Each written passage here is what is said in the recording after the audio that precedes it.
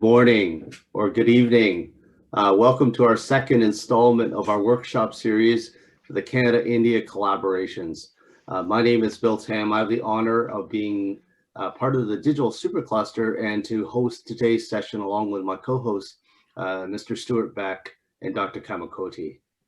Before we get started, I want to let you know that I'm actually broadcasting this morning from what will be a sunny morning here in Vancouver. And I have the honor and privilege of being on the traditional territories of the Musqueam, Tsleil-Waututh, and Squamish peoples. Today, we've designed this workshop to explore some of the tremendous opportunities for industry and research collaborations between Canada and India. And as an organization, the Digital Supercluster is forged on collaboration. It's really about being part of the Government of Canada's Innovation Supercluster initiative, which is a bold and exciting strategy that brings together organizations of all kinds across diverse industries and to collaborate on research and development that can create new solutions and products that can solve some of the world's biggest problems. For those of us who were on the workshop last week, we had an incredibly engaged conversation on regenerative agriculture. And together with our colleagues in India, I think there are real great foundations for new partnerships and business relationships to ensue. In today's session, we're going to do a deeper dive on emerging technologies and feature one of the Digital Supercluster's projects in the area of precision agriculture for crop health. So without further ado, I'd like to introduce our speakers for our first keynote. Dr. Stephen Slater is Vice President of Strategic Initiatives at Terramera. He earned his PhD in molecular microbiology from Case Western Reserve University in 1993 and was an NIH postdoctoral fellow at Harvard University through 1995. And he's joined by Mr. Francis Dumais, who's a co-founder and CEO of Compression AI, has over 10 years experience building software for Fortune 500 companies. Francis has a master's in engineering from Stanford University and an MBA from the Wharton School of Business. Perhaps I can pass it over to you, Steve and Francis, for the first keynote presentation. Bill, and thank you very much to the entire consortium for giving us the opportunity to present. I am going to share my screen here, and we are going to talk about a supercluster project that that Terramera has. That we've been working on for more than a year at this point. The primary goal of this is to apply computational biochemistry towards crop health for developing new organic or natural products-based pesticides. But the technology we're developing can be used for any sort of fungicide work. I would like to point out from the beginning here that this is a large consortium of companies, universities, government organizations. It's all come together to put this project together. And the main thing is that it's this type of collaboration is the sort of thing that the Digital Supercluster has been working to foster. It's working well in this project and also in a number of other projects. So what I'm going to do now is show you a little movie. So this is the system that we're working on.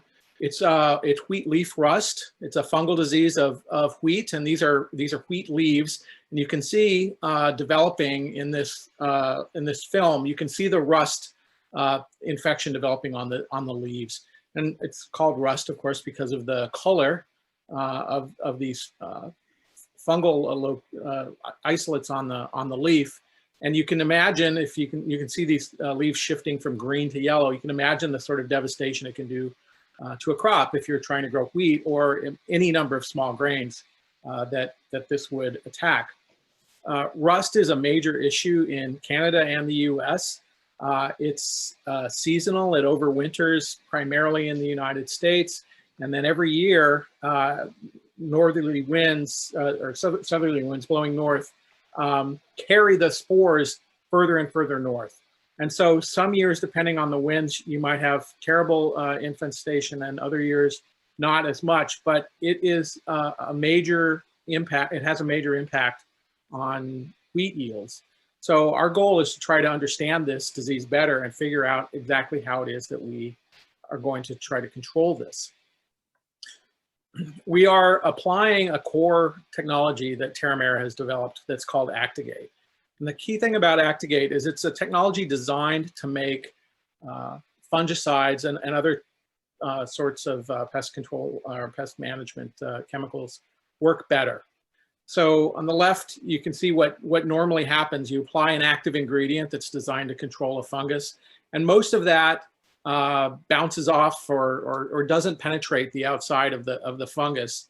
A very small amount does, and that small amount is there to kill the fungus, but it's very inefficient. And so the Actigate technology over on the right is a chemistry that partners with the active ingredient and makes it enter the cell, the fungal cell in this case, more efficiently.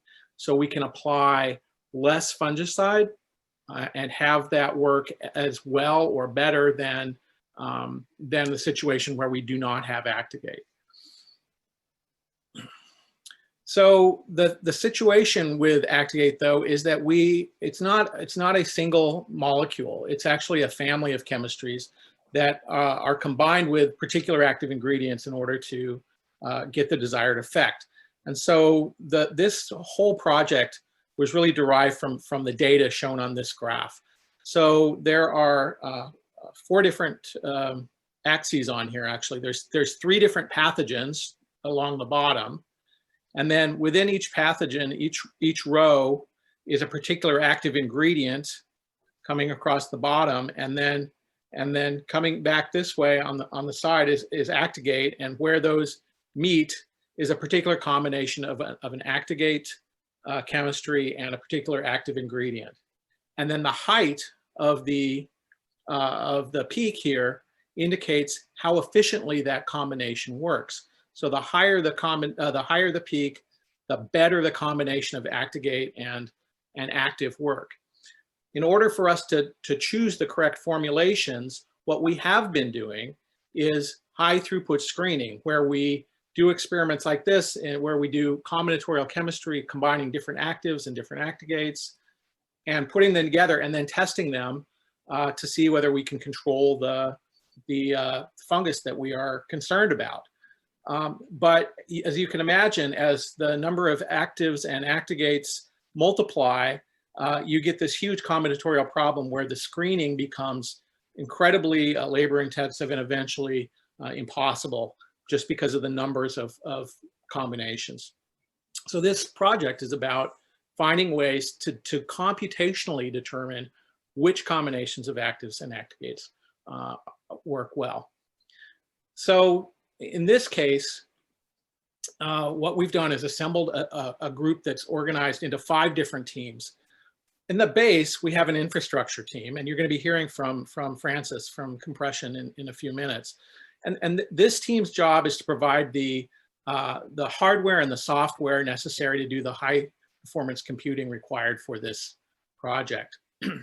Across the top here are 4 different research teams, each with a particular focus.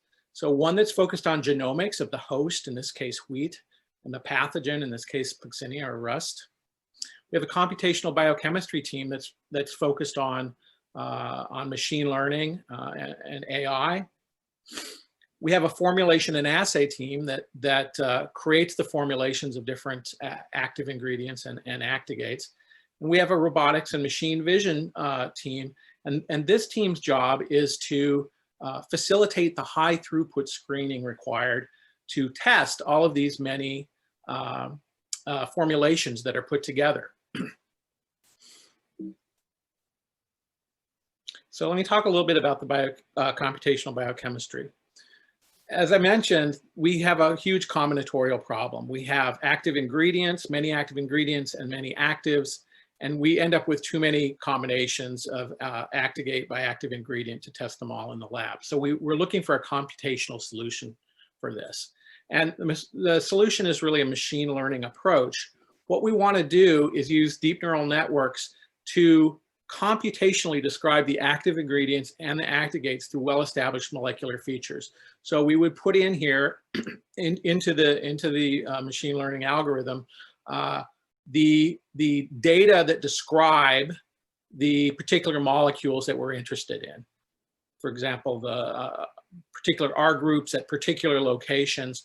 And so we translate, and this part is fairly well established, we translate the structure of the molecule into code that can then be compared among different molecules. And then what we're going to be looking for is those combinations of features that generate high activity when you combine a particular active and a particular activate. So we're doing basically a discovery loop in which we formulate new combinations of actives and activates, and then we test those combinations by screening for the ability to control a particular fungal disease on a particular crop. We collect the data from that, which we call plant intelligence data. That data, in terms of the health of the plant, is then used to make predictions about which combination, or that data is fed back into the machine learning loop, and that data is used to make predictions about what might be the correct next set of formulations to put together. Those are then made, and it goes back through this loop. So one of the things to note here is that here we are working to use machine learning to speed up the ability to make predictions about which formulations are necessary. But in order to screen them quickly, we need ways to be able to collect data quickly on the diseased plants that we are testing for the efficacy of these formulations. And so in order to do that, we have a robotics and machine visions team whose job it is to in an automated way collect that data and interpret that data so that we can, using algorithms, determine the percent disease progression on a particular plant. And by combining all of that in an automated way, we can determine how effective a particular formulation is in terms of controlling that. So that creates a large amount of data that needs to be collected. That data that's being collected are images that are being analyzed to look at the disease progression, and that's a huge amount of data that needs to be collected and stored. So what I'm going to do now is hand it over to Francis, because figuring out how to store the image data efficiently was one of the tasks that we faced in this, and we partnered with Francis and his company, Compression AI, in order to get this done. So Francis, do you want to jump in now, please? Yeah, thank you for that introduction, Steve. So at Compression AI, we specialize in accelerating applications with AI, starting with compression, as our name implies. Considering spectral data for a moment, which is the data that is at play in this project, we can easily reach gigabytes in size for a single image, especially when we reach the hyperspectral range, which essentially gathers up to 300 different frequency bands of light at the same time. And so at that level, it becomes very taxing on edge resources to perform both analysis and transmission off the data. And so to solve that, current alternatives either decide to truncate the data to make it easier to process and transmit, but that implies loss in fidelity of the data, or they use watered down algorithms on the edge that are easier to run given the limited resources on board the edge device, but that fail to detect what is like really needed to be detected. And so our solution, on the other hand, consists of losslessly compressing the data down to a small enough size so that it's able to fit through whatever bandwidth or pipe you have available, and then use all the powerful resources we can find at a central location or data center to do all the analysis.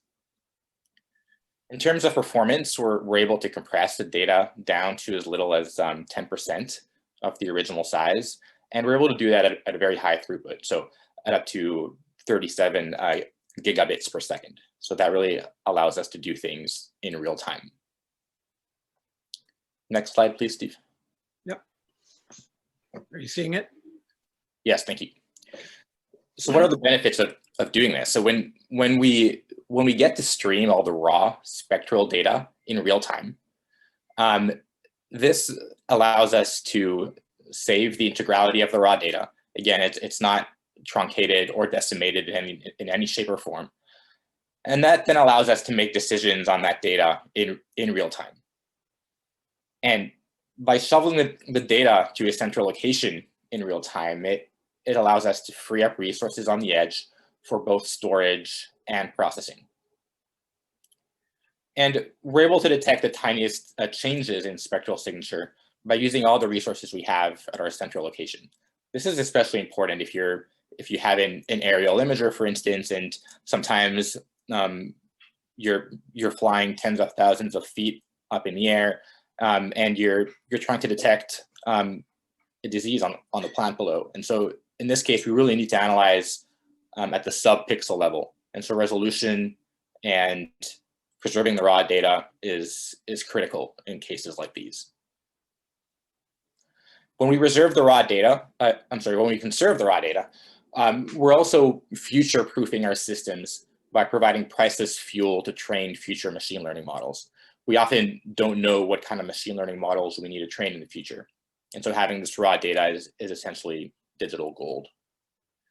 In the case of this project, the above translated into savings of around 100,000 per year in hardware and power consumption costs.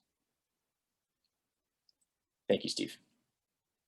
Thank you, Francis. And this really has been a great tool for us. And as we continue to collect much more data over the years, it's going to continue to save us quite a bit of money, both storage, data transfer, processing, et cetera. It's really been a great addition to our toolkit. So now I want to talk about another piece of this, which is the host and pathogen genomics part of it, that left side of the diagram that I showed you earlier. We are doing, as we just described, work on the chemistry side, but we also want to be able to integrate that with the genomics of both the host and the pathogen. The chemistry, we know, for example, that different fungicides have different efficacies on different pathogens. And they can affect hosts differently. And so what we're doing in this project is combining that genomic data along with the chemistry to develop a fully integrated picture of what's going on. So we have, in collaboration with Agriculture and Agri-Food Canada and with Simon Fraser University, and also now in a bit with the University of British Columbia, we have partnered to do some work here that takes advantage of different genetic backgrounds of hosts that have different intrinsic susceptibility to the rust pathogen, and we're combining those with different pathogen strains that have different ability to infect these different host lines. And so we can start using this to start to identify specific loci in both the host and the pathogen that are responsible for both the infectivity or the disease severity with particular host pathogen combinations, and also to susceptibility to particular formulations of activates and actives. So this is just an example where you can see 3 different wheat lines with the same race of the pathogen, and you can see that they are differentially susceptible to this particular pathogen. And by using a large selection of these different races and the different lines of wheat, we can start to identify the quantitative trait loci that are responsible for disease resistance and susceptibility. One of the ways that we're doing that is working with a company called Sightline, and you're going to hear from them, I believe, in the next session about their data exchange, which we're also using. But we also are taking advantage of some work that they had done, some really excellent work that they had done previously in terms of tracking down the genetics of HIV resistance. So this was a project that was done in Africa, where it was noted that there were particular sex workers who, although consistently exposed to HIV, never developed the disease. And so from this really unique population, they were able to apply probabilistic graphical models in a way that looking at the genomes of these women across that all had resistance to HIV, they were able to identify specific loci that provided that resistance to HIV. And so while that's a human model, it translates directly into what we're interested in doing, which is basically the host, instead of being a human, is a plant, and the pathogen, instead of being a virus, in this case, is a fungus. But the principles are the same, and we're applying their same underlying technology in order to identify the loci that are responsible for either resistance or susceptibility to this particular disease. So in summary, what we're doing here is we're creating a new type of computational model that integrates phenomics, meaning the phenomenology of disease progression on the crops, genomics of both the host and the pathogen, and the chemistry of the various treatments. So we're looking at active and activate ingredient data, describing the combinatorial chemistry. We're collecting this genomic data and correlating the phenomics of disease progression on with the different races of pathogen and the different lines of wheat. We are looking at the gene expression data. I didn't talk about it, but we are making mRNA libraries and sequencing those to see which genes are on and off under different stages. We're doing temporal studies across disease progression. And we're doing the automated phenotyping that allows us to collect the performance data from the formulations that we create. And all of this feeds back into the machine learning models that are being run by our computational chemistry team. And by going through this learning loop and then combining the genomics and the output from our automated screening, we are in a position to in high throughput, be able to predict to develop models that will permit us to predict which combinations of actives and activates are going to be optimal, or at least to screen it down to a small subset that are practical in size in order for the screen. Oh, 2 minutes left. And that's going to permit us to do our work much more efficiently, much more quickly, and much more rapidly translate what's going on in the laboratory into product design and development that will allow us to much more quickly develop the products that the growers are looking for. So with that, I will stop sharing and I can take a few questions, as can Francis. Thanks very much, Steve and Francis. That was terrific. We do have one question on the chat, and Steve, it's directed to you. Can you think of developing a platform to do edge processing? How about optimizing frequency of observations so as to save energy? That's actually part of what the robotics and machine vision team is doing. They are focused on figuring out both how to most efficiently collect data. For example, how frequently do we need to collect it? Do we need to retain all wavelengths, for example, of the data that we collect? Right now, as Francis mentioned, there's a real advantage of collecting all of that data because once you sample, you can't go back if you let data go. So we're doing all of those approaches, and then in terms of the algorithms that we're using, it's very much focused on processing only what we need to process. Francis, do you want to add anything to that?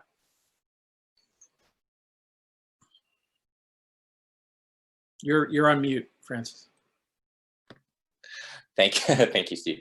Yeah, no, I think you hit the nail on the head there. I think edge processing has its purposes. It's great for when you know what you're looking for at the time the data is captured. But in our applications, especially when we're analyzing data to build machine learning models, we don't necessarily know what kind of information or spectral signatures the machine learning model needs to train itself and get the highest accuracy. And so for that reason, having the raw data is the best approach at this time. But what'll likely happen is as we learn more and we optimize this model, we will be able to zero in on specific spectral data that's most important. But because we have the opportunity to do this excellent compression, lossless compression, we will probably for a considerable period of time, if not indefinitely, basically keep everything because that does allow us to then go back and do analyses that we haven't currently imagined. And we'll have the data there in a high quality form.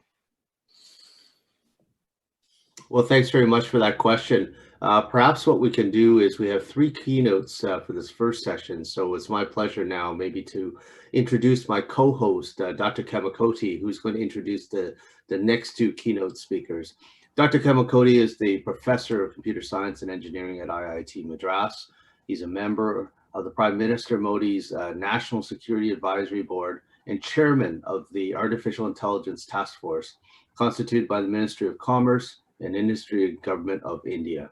Dedicated to building collaborations between the 2 countries in artificial intelligence, machine learning, and digital innovation, he is the principal organizer for India's participation in this workshop. Without further ado, Professor Kamakoti, over to you.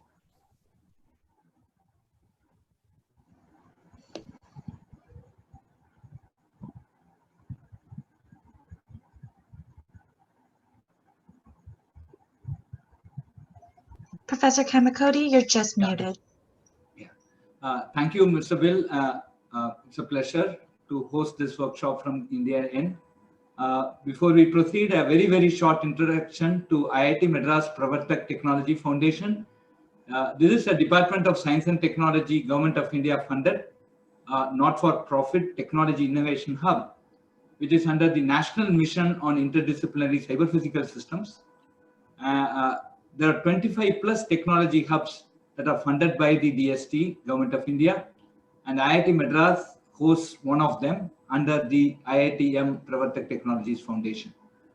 What we are pursuing under this hub is translational research in the area of sensors, networking, actuators, and control systems. We are looking for international collaboration and the India-Canada workshop on precision agriculture. This is the first international collaboration event. We are just a month old.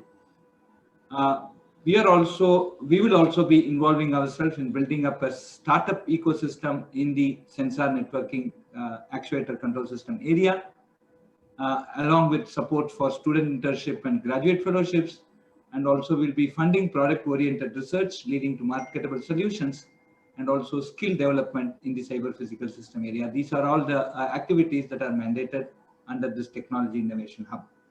With this very, very short introduction about Pravartak, I now have great pleasure in introducing Professor Nagarajan. Professor Nagarajan is currently the professor and head of the Department of Chemical Engineering at IIT Madras. He completed his BTech in Chemical Engineering in 1981 from IIT Madras and did his PhD at the Yale University at USA. He completed it in 1986. He joined as a professor at IIT Madras in 2004, and his teaching and research endeavors are focused on clean room processes, nanotechnology, and ultrasonic process intensification. He is joined in the presentation by Sri MRG Apparao from the Murugappa Group. Dr. Apparao studied in Laila College and then Madras Institute of Technology and the Indian Institute of Management, Calcutta. He has been a consultant to many companies in India and abroad, including Citibank, Visa International, Reuters, Royal Bank of Scotland, Shell Petroleum, and Talent Mine USA. He is also a consultant to the Reserve Bank of India and the Murugappa Group and several textiles, sugar, and other manufacturing companies. His focus now is on development of prototypes and proof of concepts, as he is a farmer growing mangoes, bananas, and sweet oranges using precision agriculture techniques. He is focusing on IoT applications for precision agriculture to monitor and control moisture and nitrogen, both in the soil as well as in the leaf. He is also working on prototypes using NDVI algorithms to determine the health of the crop. With this introduction, I request Professor Nagarajan and Dr. Apparao to deliver their keynote address. Yeah, thanks, Kama, for the introduction. Good evening, good morning to everyone. I'm going to make a few introductory remarks in the beginning, which will lead to the main topic of this presentation. And then I will be requesting Mr. Apparao to do the bulk of the presentation today. Let me quickly do a share screen.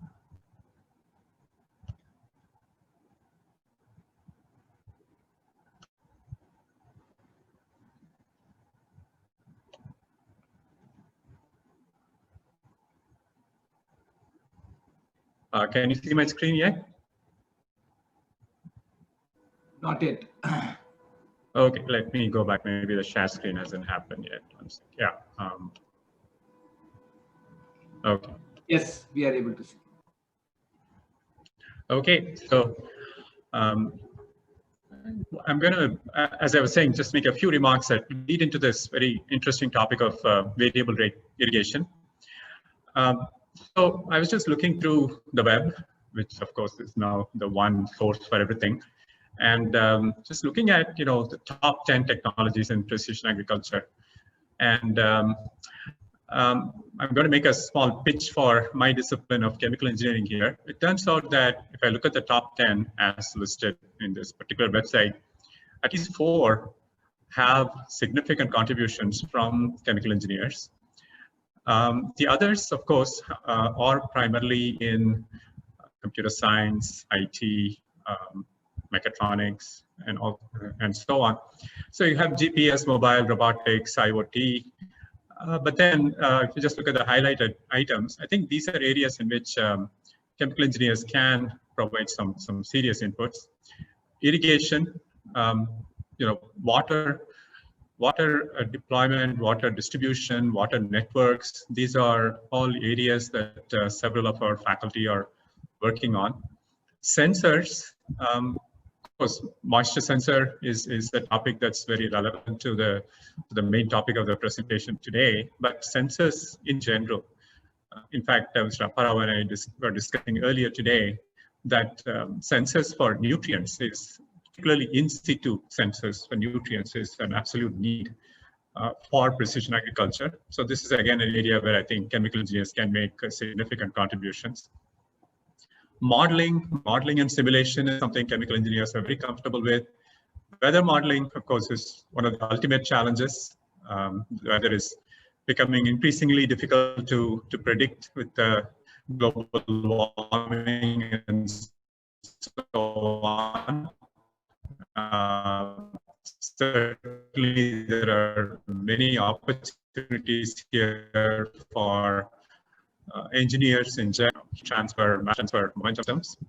And nitrogen modeling, the nitrogen cycle is again of great interest to chemical engineers because it combines transport phenomena with chemical reactions and thermodynamics, which are also a very relevant part of the chemical engineering curriculum.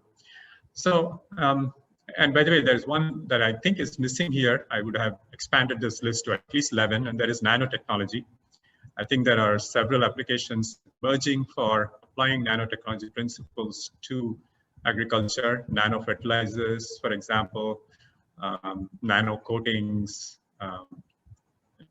so nano additives. I think this whole area of nanoscience and nanotechnology will also have tremendous application in smart or precision agriculture going forward. So if I look at one of these verticals more closely, which is irrigation, because that will lead into the next part of this presentation. I think we all know that water is becoming a scarce commodity, and it's going to affect farmers more than anybody else. And so apart from droughts and depletion of aquifer, and of course, they're saying the next world war will be around water. So water allocation itself could become a serious issue as well. But in addition to all this, many countries also face the problem of shrinking area for agriculture. So you're trying to do more with what you have. And as the resources deplete, of course, optimization becomes a more and more critical challenge. And so innovations are certainly required in that area. For example, telemetry, which is remote monitoring and control of every facet of the irrigation operation. If this is something that can be successfully done, you can just imagine the potential benefits we could derive from it. Another example is precision mobile drip irrigation, where a drip line is pulled through a field, integrated emitters deliver a uniform pattern across the full length of the area, and many of the factors that lead to loss, such as evaporation and wind drift, are eliminated, allowing more water to reach the root. And the next topic, which again is very crucial, is soil moisture monitoring. And if you can integrate soil moisture monitoring, weather data, and variable rate irrigation, you could potentially be able to conserve your scarce resources and at the same time deploy them in the most optimal manner. So there is a lot of interest here on these three aspects. Soil moisture monitoring, of course, is more sensor-based. Weather data is more modeling and simulation of atmospheric conditions. But for the purposes of this talk, Mr. Apparao will be focusing on variable rate irrigation. I now invite Mr. Apparao to continue this talk. Mr. Apparao. I'll just stop sharing one second.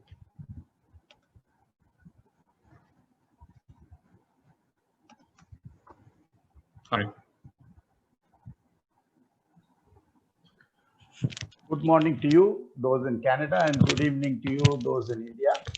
Thank you very much to Professor Kamakoti and Nagarajan for giving me this opportunity to present a farmer's perspective to agriculture. Okay, so even though I have a technology background, I'm much more in terms of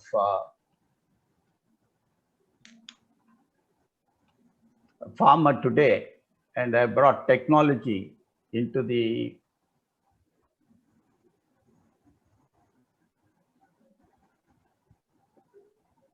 Can you see me the presentation, please?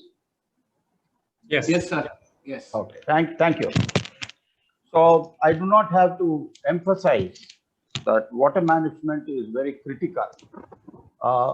There is an Indian scenario which is slightly different from the rest of the world, in that both electricity and water are free for the farmer. So there is no incentive for him to be efficient in either of those two parameters. Traditionally, the Indian farmer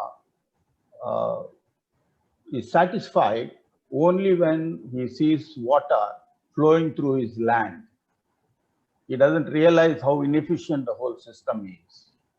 As opposed to this, most of the horticultural crops in India are monsoon dependent or are dependent on subsoil water, which is both unpredictable and do not know the quantities being available. These significant variations in rainfall affect the yield. So the drip irrigation has, to a certain degree, solved some of these water management issues, but it is not affordable by all the farmers. So what is more required now happens to be, in addition to the drip irrigation, which conserves the water, is to bring in which is specific requirements of water to a particular physical area of the field. And this is where variable rate controlled irrigation comes and plays a major role. So looking at it, why is this more important? I'm sure some of you know all this, but I'm just laying the background to it. The physical structure of the soil consists of silt, sand, and clay. So variations in these will affect the water retention capacity of the soil. Therefore, different areas in the same field would require different levels of water for refreshing the water in that particular area. And there is also difference between the depths of the soil, what is required in the surface, what is required say at 40 centimeters depth and what is required at 90 centimeters depth of a horticultural crop depends on the root zones. So the water should be available at a root zone. So you need to measure the moisture at these zones and then distribute the water. So the physical structure will determine the wet and the dry points of the soil. So it is not one single number for the entire field. So we're taking this further. So this is where the sensor comes into a play, measuring the potential in pascals, laying out the specific soil moisture content at a given depth, at a given field, so that each of the zones is irrigated independent of the others. So you reduce the entire field into as many zones as your physical structure is, and therefore you water them independent. So as a field prototype, what was attempted was a 100-year-old mango orchard. This mango orchard has been in my family for 300 years. So I'm really 8th or 9th generation farmer in my family.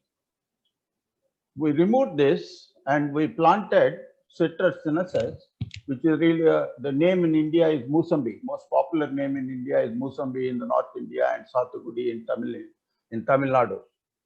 Planted in 2004, and this particular crop was chosen with reference to the eco-crop database of the FAO after running the algorithms suitable for this latitude and longitude. And it gave a suitability factor of 1. So we really wanted an ideal crop at that point of time. From the very beginning, a drip system was installed and running. At that time, the control for the drip was very expensive, and under 10-acre hectares, I couldn't afford the systems. But by about 2015, the sensors became available to try and experiment whether I could water them as the field required.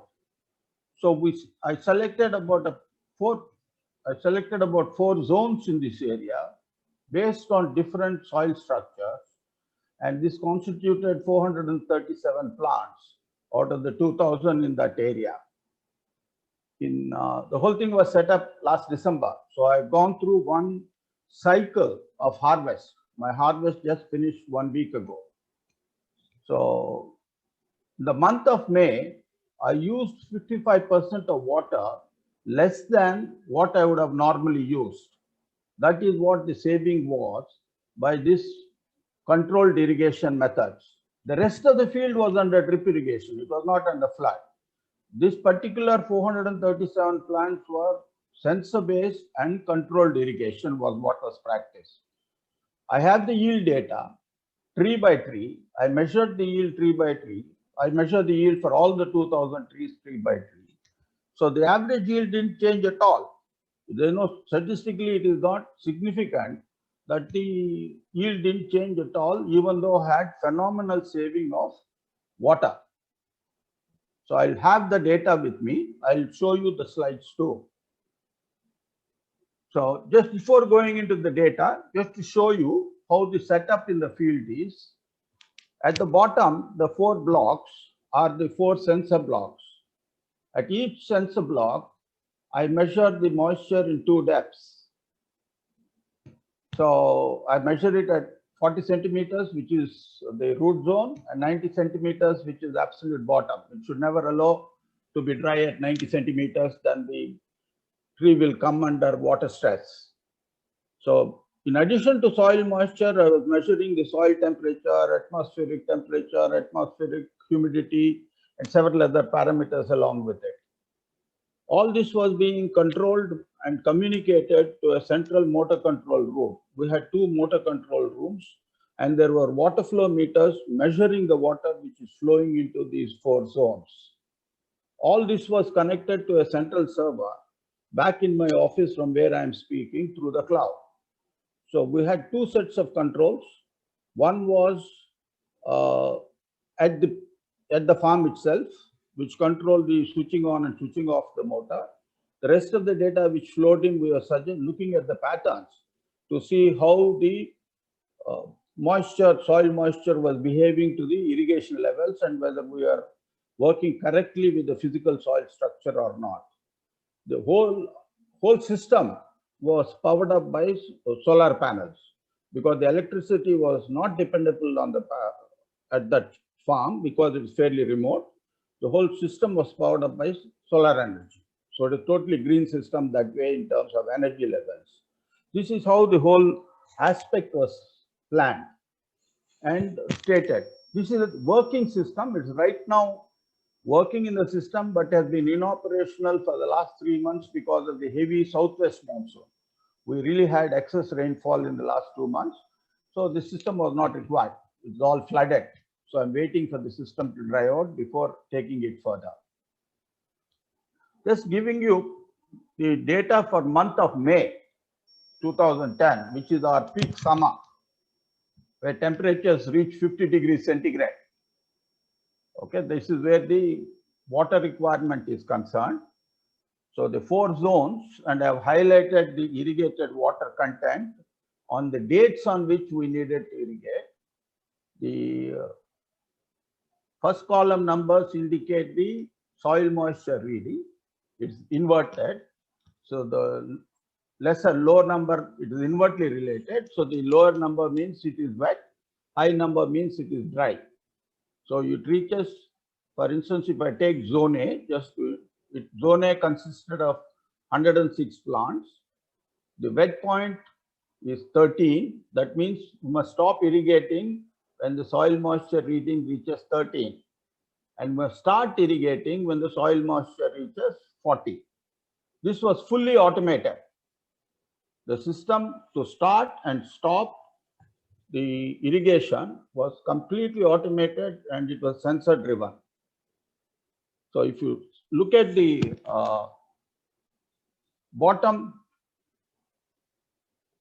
line, I show you the saving.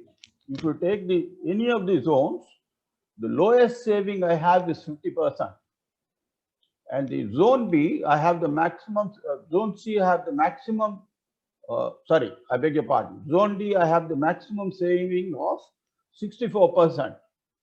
So this is the kind of irrigation. If I had not used the sensors, traditionally I would have used about 100,000 liters, whereas with the sensors, I had used only 38,000 liters.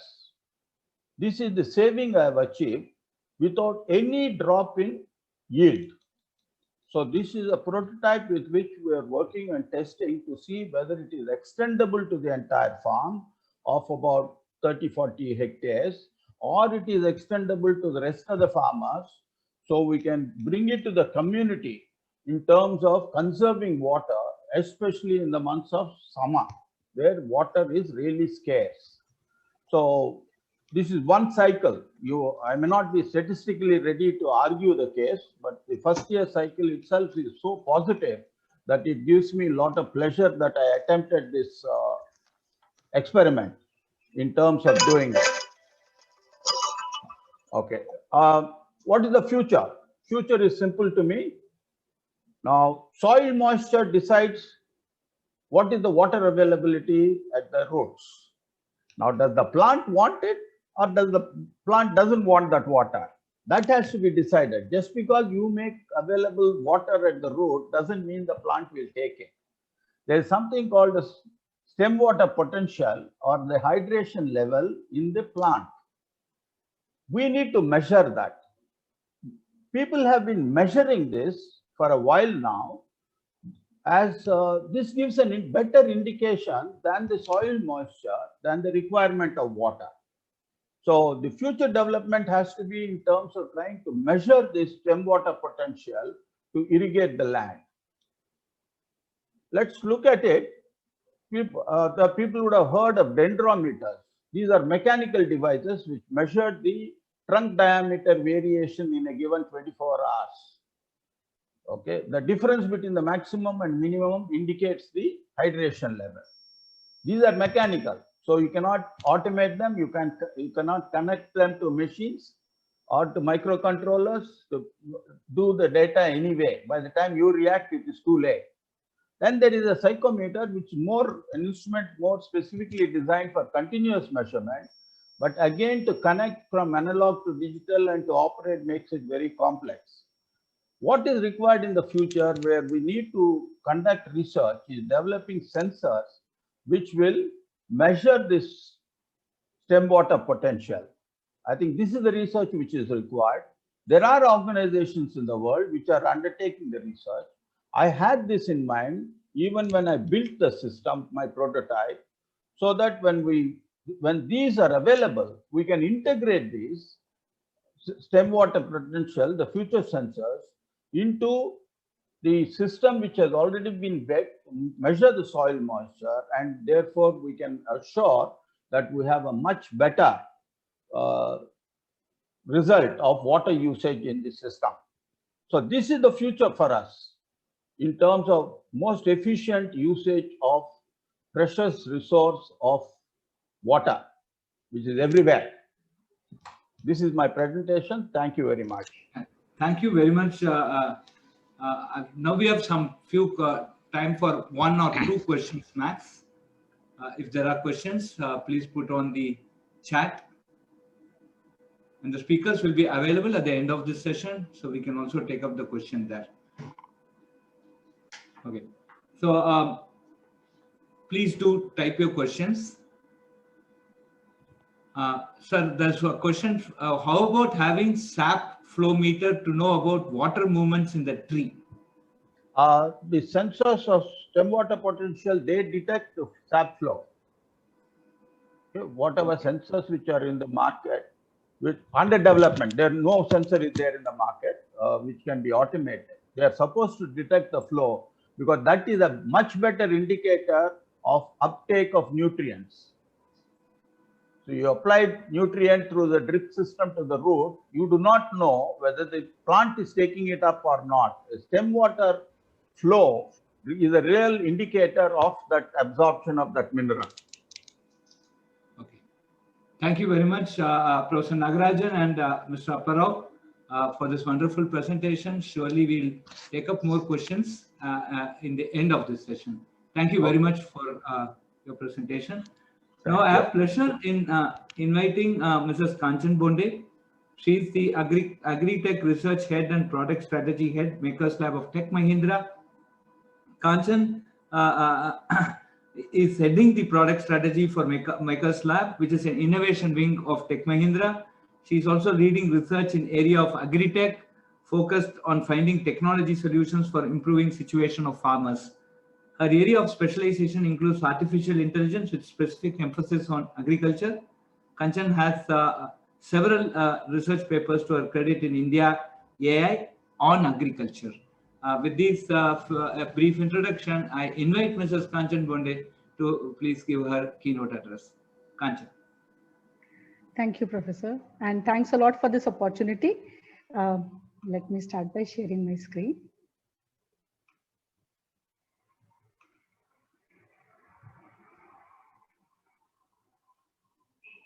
I hope you're able to see the screen. No. Not yet, is it? Okay.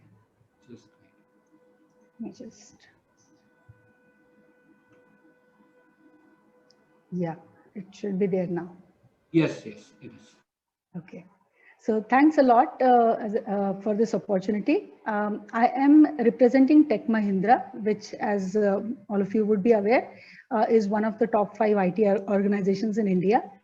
And we are a part of the Makers Lab. So Makers Lab is Government of India approved Research and Development Center for Tech Mahindra. So I'll just give a very small introduction of who we are. Sorry, I don't know why this is. Yeah. So our vision is very simple. We like to connect to people and create solutions to simplify their lives.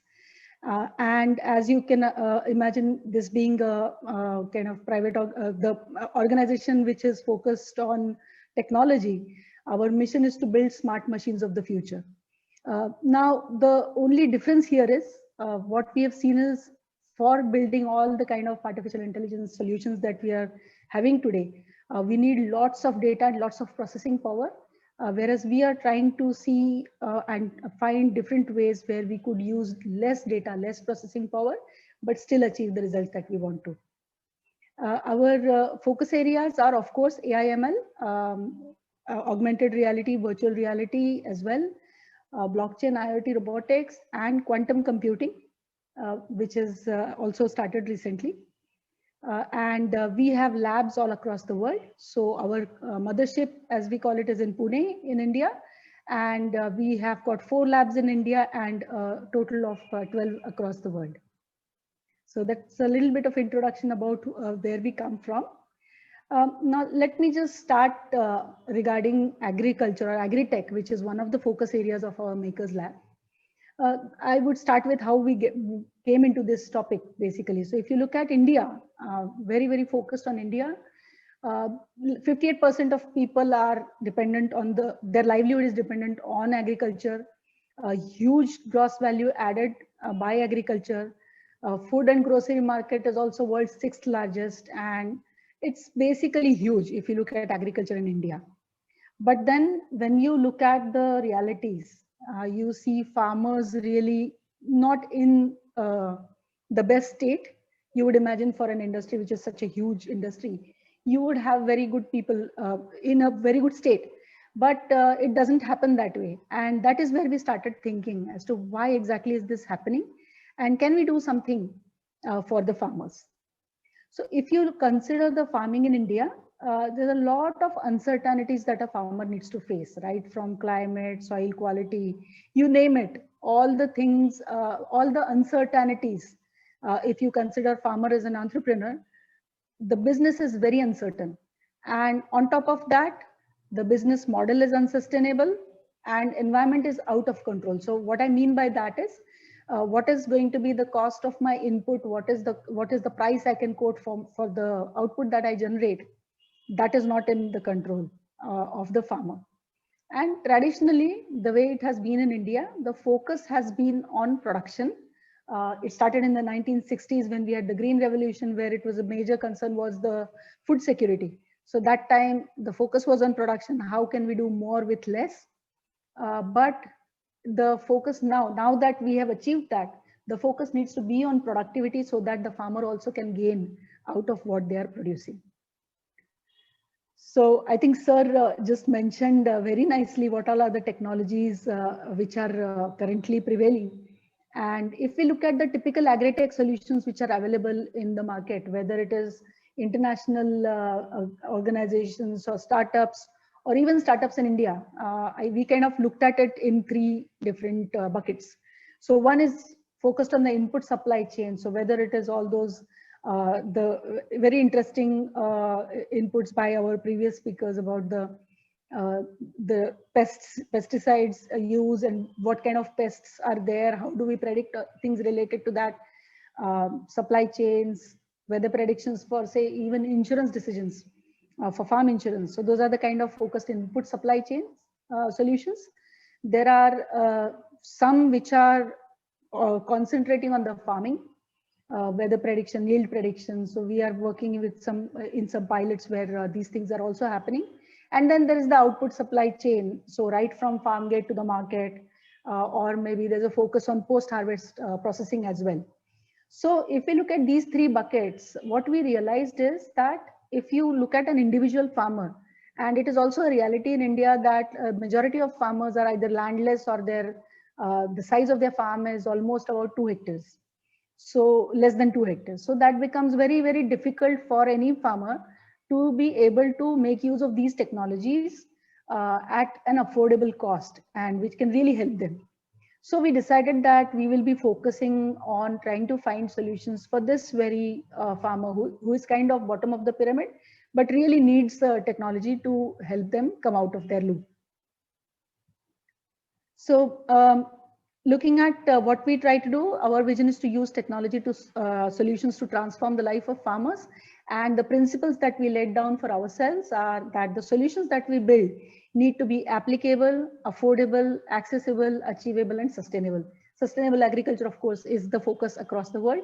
And similarly, we are also trying to make sure that whatever we do, we contribute in a sustainable way.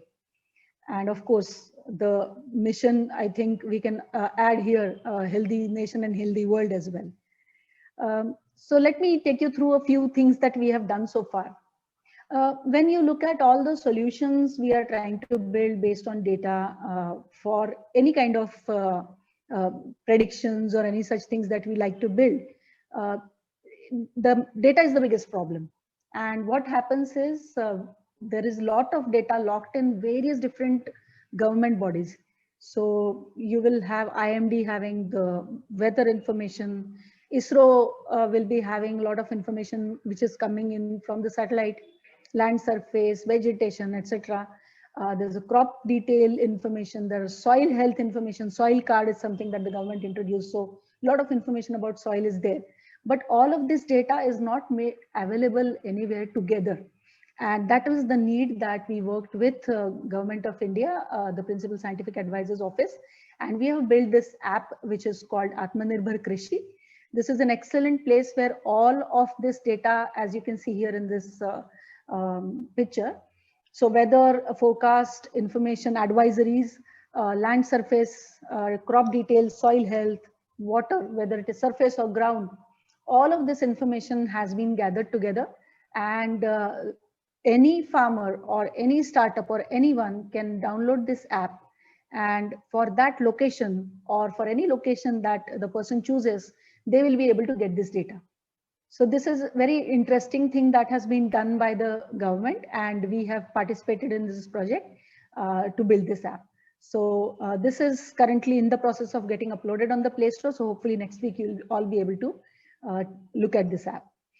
We are also working with the government of Telangana and the World Economic Forum basically for a project called Artificial Intelligence for Agricultural Innovation, AI for AI. And there's a pilot which we are running along with a few startups over there.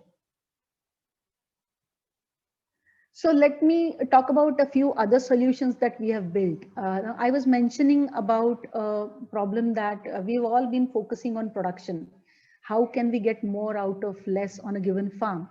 But when it comes to productivity, it is also the mindset of a farmer. If you look at an average farmer who is not very well educated or not very well endowed with a lot of information, that person typically is not looking at himself or herself as an entrepreneur. They're actually doing a business, but they're not looking at it that way. And because of that, what happens is the productivity, the production is increasing, but the productivity is not. And what I mean by that is there is an excess of a particular crop. They're not going to get that price. They need to be very carefully able to see where they are and how they can change to make it profitable. So here we have created one application again, app, which you can see. This is basically simple account app. Another thing we have observed that a lot of trading books and bookkeeping is available for lots of people, but nothing for the farmer, which will be very useful for them. So as you can see here, it is very easy to enter any income and expenses. It may seem a very simple app, but I'll share how we feel that it will help in focusing the farmers on the productivity side. So they can not only add incomes and expenses, but because the farmers are also typically proprietors, their home expenses and their business expenses, what the home people are doing in the business and vice versa is all intermingled. So what happens is here they are able to say that, okay, I have spent something from my farm in my house, or my people from my home have contributed to my farm, and thus they continue to get all the reports, monthly, yearly reports as to where exactly their spend has gone. what is happening with their money, how much are they spending on output, how much money is going where, and then eventually they get a profit and loss statement. This is a very powerful tool because then they can see exactly where they are, and that's why we call it Darpan. That's the name of the app.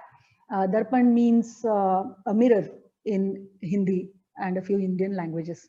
So as you can see, this is also having income, supplementary business income as well. So you can get a P&L for your family, you can get it for the individual farm or the business, and that way they can make a very good, they can have a very good view of where they are. This also has a module for the loans and assets management, because we have seen a lot of farmers getting trapped into debt cycle. So here they are prompted with some very important information. Suppose they're taking a loan. What is the rate of interest? What exactly are you trying to do here? And this actually helps them get educated also to understand where they are. So this is a application which is almost ready. It will also be on the app, Play Store shortly. So apart from that, there are a few other projects I would like to talk about. We are calling this as PI, which is Integrated Weather Prediction. Now, if you look at the weather prediction as such, you are getting a lot of advisories from various places. IMD is there, different kind of, even private organizations are sharing the information regarding weather. But what happens with farmers is they have to plan a lot in advance, and that kind of information is not easily available. So there is also a lot of age-old wisdom which is available in India as well as abroad, and this is called Panchang, or the Indian Almanac. So what we are trying to do here is look at the age-old wisdom and try to see whether the predictions, the rainfall predictions that we get from that, based on that wisdom, there are about 4 or 5 types of ways in which the rainfall prediction is being done. And we built a system, it's like a weather channel where we can look at any location and try to get the prediction based on that location. And here is where we have tried to capture and compare.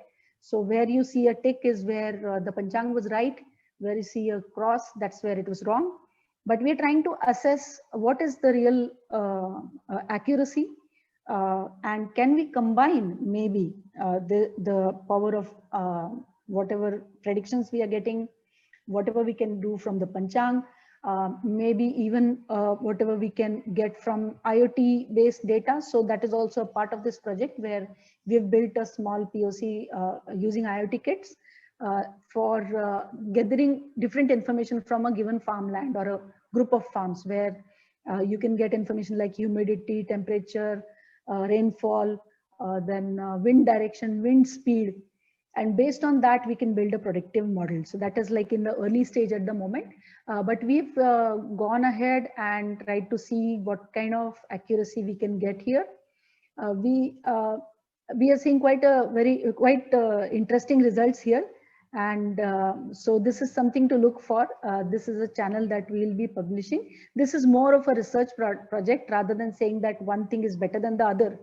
We're just trying to see whether we can compare and combine different ways of predicting the rainfall and try to make it as accurate as possible and as much in advance as possible for the farmers to use this information. This is another very interesting project we're working on. So what is happening is across, I think across the world, the deforestation has happened. And nowadays, not only the domestic and the regular animals that you see in the farm, there are also wild animals which are coming into the farm and spoiling the harvest. So that has become a very big problem, and people are having to actually take a risk and sleep in the farm itself, even at night, to take care of the standing crop, which is a very dangerous situation. And so what we are trying to do here, earlier they used to have these scarecrows, which could possibly scare a few animals. But as nature evolves, they have kind of understood that this is very harmless. So we are trying to build a modern scarecrow where this is vision AI basically, where we will have those cameras fitted across the farm, which can identify any given animal. And based on the animal, so suppose it is a pig which is coming in, or whether it is a different animal which is coming in, or maybe birds which are coming in. So based on the animal, it will deploy all those scaring techniques. Like for example, it may play a certain sound.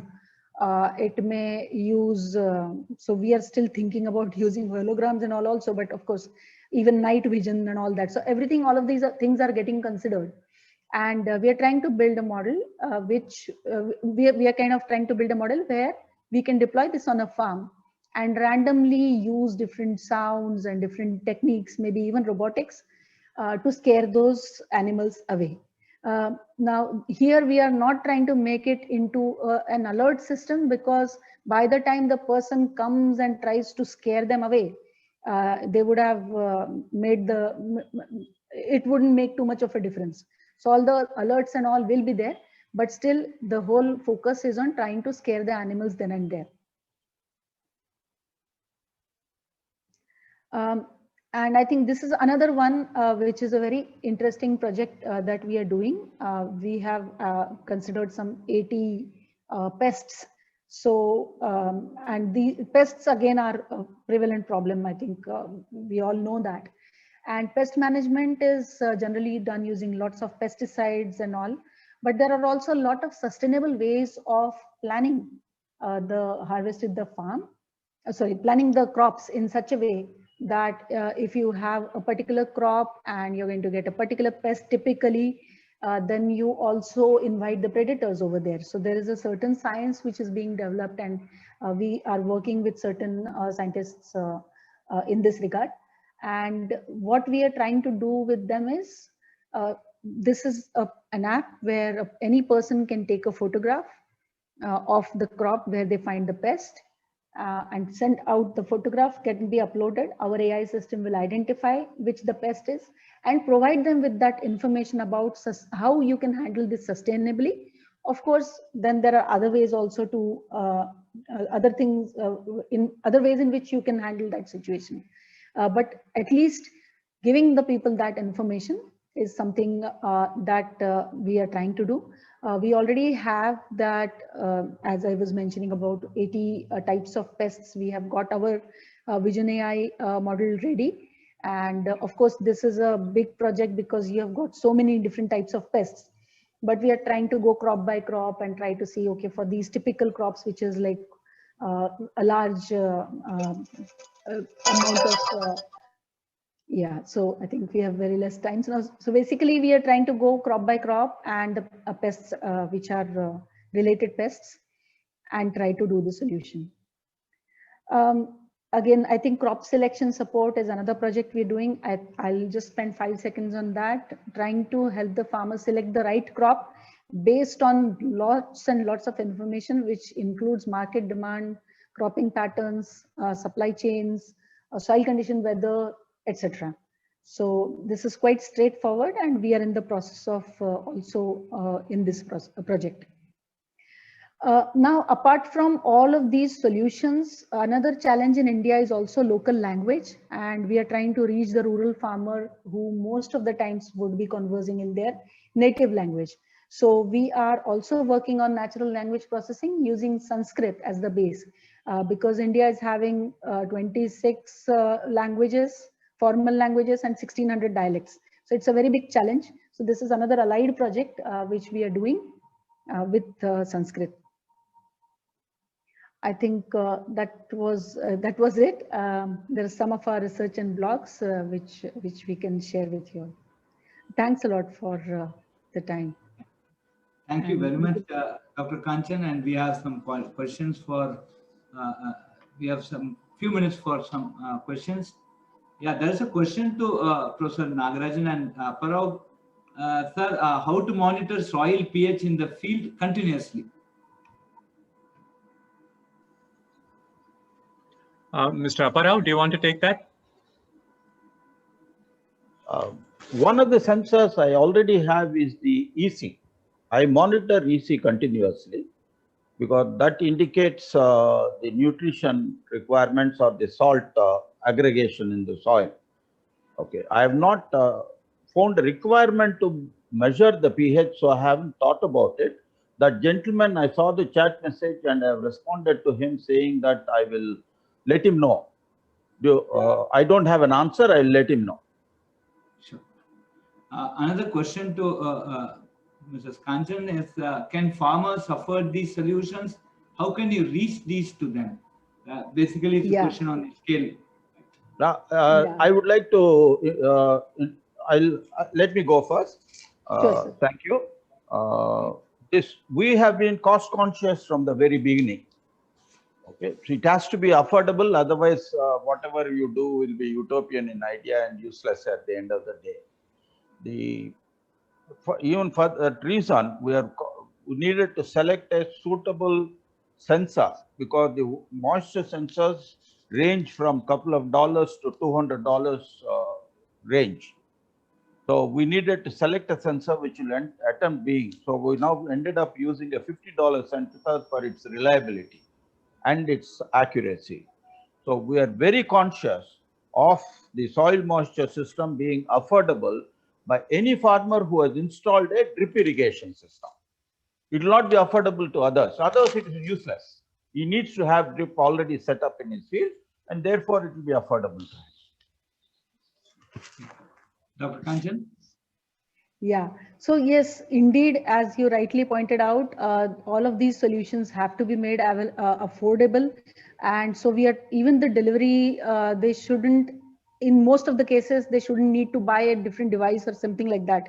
So that's why we are trying to use mobile as our way of delivery, because we did an analysis and found that even in the remote places nowadays, at least per family, we are having one smartphone. And there are some phones also like which are not smartphones. So for that, there's a particular OS called KaiOS. So all our solutions, wherever we are having on the smartphone, we are also trying to develop them in KaiOS so that it can again extend the reach. And in terms of affordability, you're very right. Whatever we are building, see the affordability will come from scale. So as long as we are able to reach the scale, we will be able to retrieve whatever cost we have spent on that solution through the scale by making it very affordable. So that's our intention as well.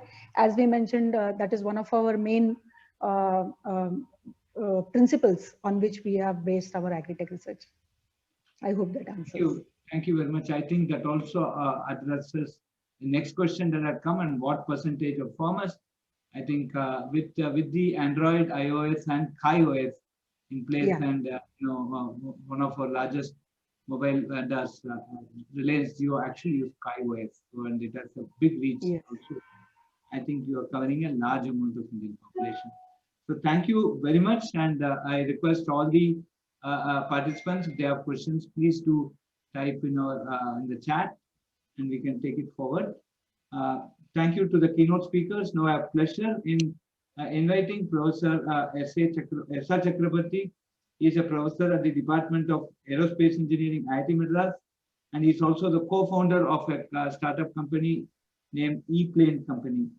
So Satya is a professor of aerospace engineering. He received his Bachelor's of Technology degree in aerospace engineering in 1991 from IIT Madras, and went to obtain his Master of Science in Aerospace Engineering degree in 1992 and Doctor of Philosophy in 1995 from Georgia Institute of Technology, USA. Satya works in the area of propulsion and combustion and researches on different aspects of combustion in gas turbine and rocket engines. He heads the National Center for Combustion Research and Development in CCRD at IIT Madras, and recently is also heading the Center of Propulsion Technology at IIT Madras. I invite Professor Satya to give his address. Satya. Thank you, Kama. Is everybody able to see my presentation? Yes, we are able to see. Thank you very much. Good evening to all of you in India, and good morning to those in Canada. I'm going to talk about farming automation with a specific focus on pesticide spraying. Just proceed with the next slide. And so our mission here is to basically replace manual pesticide spraying with safer and faster drone spray. This is getting developed all over the world. We can see this happening. In India, it's just about taking off. We will go through a little bit of the technology behind this and the science as well. But before that, let's look at what are the challenges with manual spraying. Why do we need to actually change this current discourse of manual spraying? Basically, it's a huge health hazard. About 10,000 farmers actually get hospitalized every year due to pesticide poisoning. This also leads to a significant amount of overspraying, which is about 1.4 times the actual required amount. And this means that the farmer is actually losing a lot of money because pesticides actually cost a lot of money, and being economical in the farming is very, very important. The third problem essentially is that it takes about 2 to 5 hours for spraying per acre. And there is, in general, a lack of awareness among the farmers. About 99.5% of the farmers are uneducated about the optimum dosage and safety measures. So when we now talk about precision farming in the context of pesticide spraying, we are actually talking about the specific dosage that could be used, the specific quantities that could be used, and the specific locations that could be sprayed, and so on. In that sense, it's actually fairly precise. The solution that we are essentially looking at is a drone. And what we have actually developed is a variant which has about 10 liters of capacity. It has autonomous flying capability where computer vision and some amount of deep learning is involved. So there is some artificial intelligence out there. We expect to actually be able to spray up to about 5 liters per acre with a 10-liter tank, which essentially means that we will spray very, very sparsely, or sparingly rather.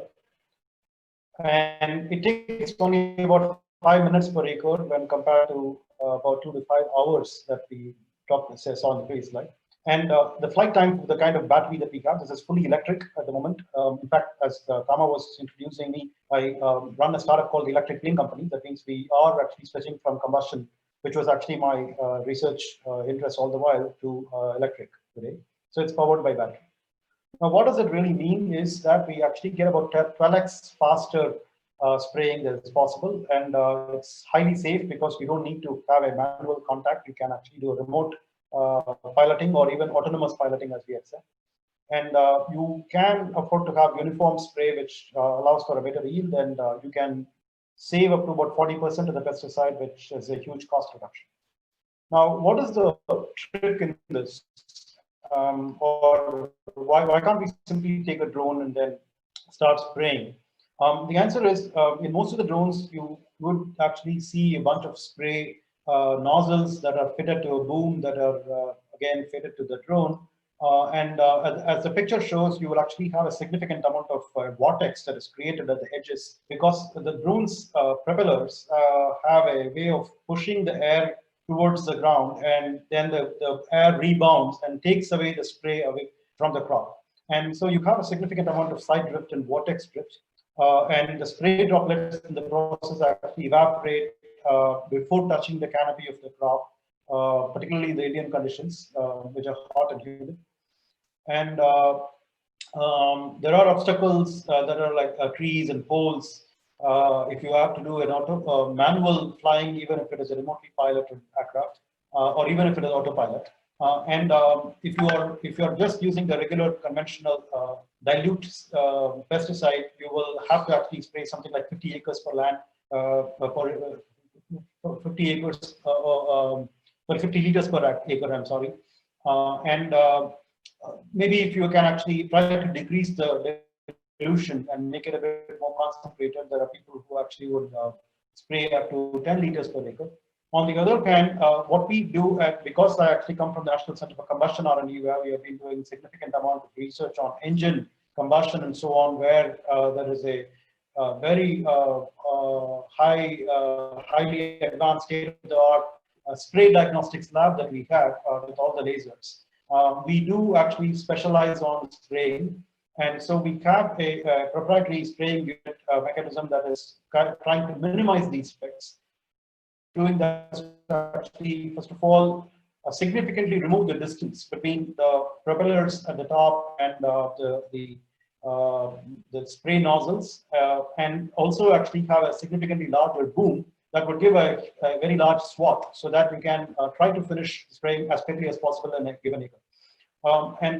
With the kind of diagnostics that we have, we can get the ideal droplet size for the given spray nozzle and so on, so that we will be able to get the exact flow conditions around the propeller, airflow, and the distance between the nozzle, and so on. So we can actually make sure that the droplets are not evaporating before they hit the spray. As I said in the previous slide, we do a completely autonomous 360-degree obstacle avoidance system with the help of 2D lidars, and that essentially makes it looking at all obstacles and trying to avoid the obstacles. And we could actually go down to very low spraying volumes with particular concoctions of pesticides for which we actually work with the fertilizer industry. So here are a couple of, a photograph of a functional prototype, and I'll also show you testing that we have done. So the bottom shows a close-up of the spraying that's happening with the boom with about 7 nozzles. What we do at the Flynn company is to essentially design and manufacture these, and we could be selling these drones to distributors and also train the distributors in operating these. We try to make sure that we don't necessarily need to have too much operator knowledge at all. It can be completely automated. It can follow geofencing and path planning and obstacle avoidance. So you can essentially try to automate the whole process of spraying this in any shape of the farm that we have. Particularly in India, we have like very small farms with very weird polygonal shapes of the farms, and this should be able to handle all of that. We also would like to actually sell this to local businesses, which could be like large farmers and service providers. We have also found that there are some significant number of corporate farmers that are emerging today who are interested in aggregating farms and farmers, and they would be interested in using these. There are a whole bunch of things that go with this. First of all, we would have farmer-friendly reports, which is a software app to report the savings and the spray data. Autonomous smart spraying, where aerial spraying with completely autonomous functionalities that we mentioned, which is obstacle avoidance and autonomous path. And path planning is something that I just mentioned. Central ground stations, so that we can take spraying requests from farmers and planning operation accordingly. And again, technical training, as I mentioned in the previous slide. So we have actually done cotton plantations and corn plantations and tea plantations. We've been looking forward to having the rice cultivators done, but I think the pandemic actually stopped all of that stuff. We did participate in the textile machinery exhibition in Ethiopia last February, where we attracted a lot of attention of cotton cultivators. And this is the last slide, which talks about the team that we have. Myself, I'm Chakravarti, and a lot of other people that are working with us, both interns as well as other engineers in the startup company. Thank you very much. Thank you very much, Professor, for that presentation. It's now my pleasure to introduce Daniel McCann as our next speaker. Daniel is the founder and CEO of a company called Precision AI. Daniel has worked in a number of different startup organizations over the past 25 years in lots of different industries, including in the areas of artificial intelligence, fintech, security, fast food, and agriculture. Daniel was a finalist in the 2013 ABEX Young Entrepreneur of the Year Award, and NetSecure, and his previous company, NetSecure, was mentioned in Peter Thiel's book, 0 to 1. So without further ado, I'd like to introduce Daniel.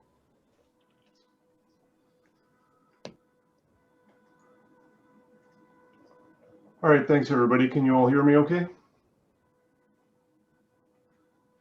Yes, perfect. Great. Okay, so and you can all see my screen?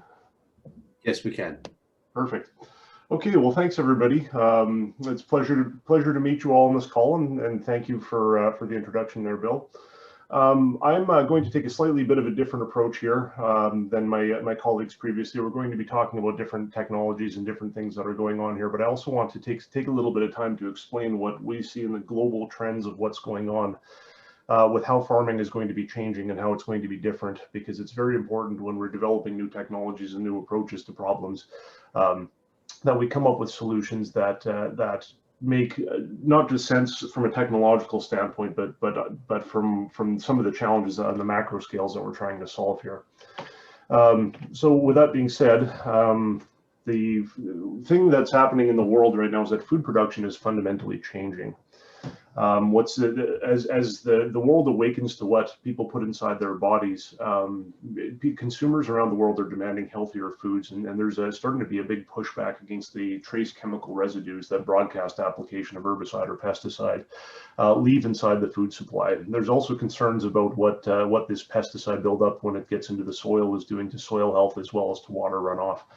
And so you're actually starting to see large grain buyers, large international grain buyers, are due to consumer pressure, are actually starting to restrict the use of chemicals and actually reject crops that are doing this. And it's if you do any kind of broad acre production or anything that relies on pesticide use, you're actually finding that the marketability of these commodities around the world is becoming less and less.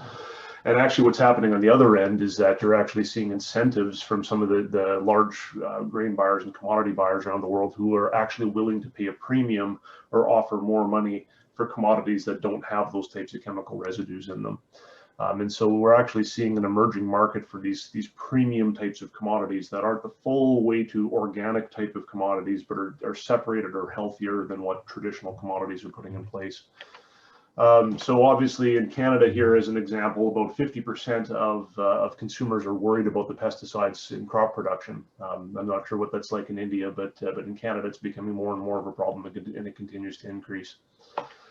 And we're moving in the wrong direction as a world. I mean, chemical-based crop protection continues to increase, not decrease, especially as we try to get more and more yield out of each particular field. And that means that the residue levels in the foods are actually starting to increase as well. And so what's happening is you're starting to see in Canada, as one example, you're actually starting to see trade problems because of the levels of glyphosate, as an example, in food. And so the sustainability trends that's out there is the World Health Organization has defined what they call maximum residue levels. And those maximum residue levels are what they believe to be a safe residues of chemicals on a chemical by chemical basis for consumption by humans. But because of this consumer pressure, these chemical levels are that those maximum residue levels are being defined on a regional basis. So the European Union, as an example, has set their own maximum chemical residue levels, which are actually far lower than the WHO standard. So if you're going to try to sell some of your grain or some of your commodities into the European Union, you're going to have to meet a far more stringent level of residue testing than you do if you're selling into other regions, as an example.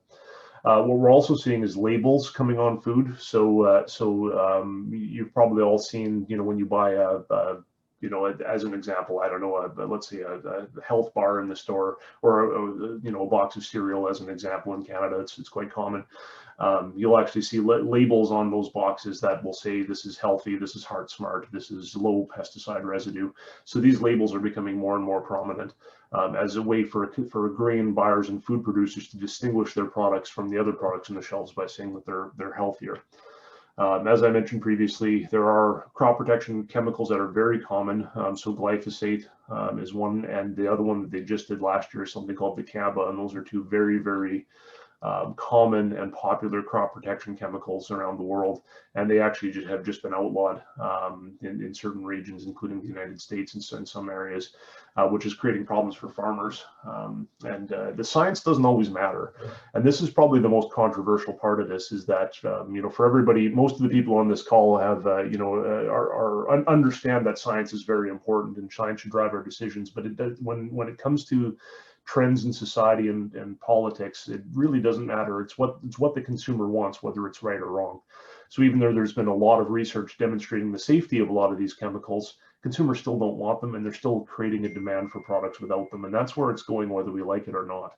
So we have to be aware of that. And then obviously what's happening is right now we're in an era of crop protection. What we're trying to do is actually avoid pests damaging our yield or damaging our crops. But as new technologies emerge into the market, new precision agriculture technologies, new ways of dealing with old problems, what we're actually going to be seeing is a shift from crop protection to crop optimization. And I think you've seen a couple of presentations today where, you know, that you can actually see that trend, and with a lot of the great science that's been going on there about how to not just protect the crop, but how to actually just take that even a step further to make sure that everything is even healthier than it could otherwise be.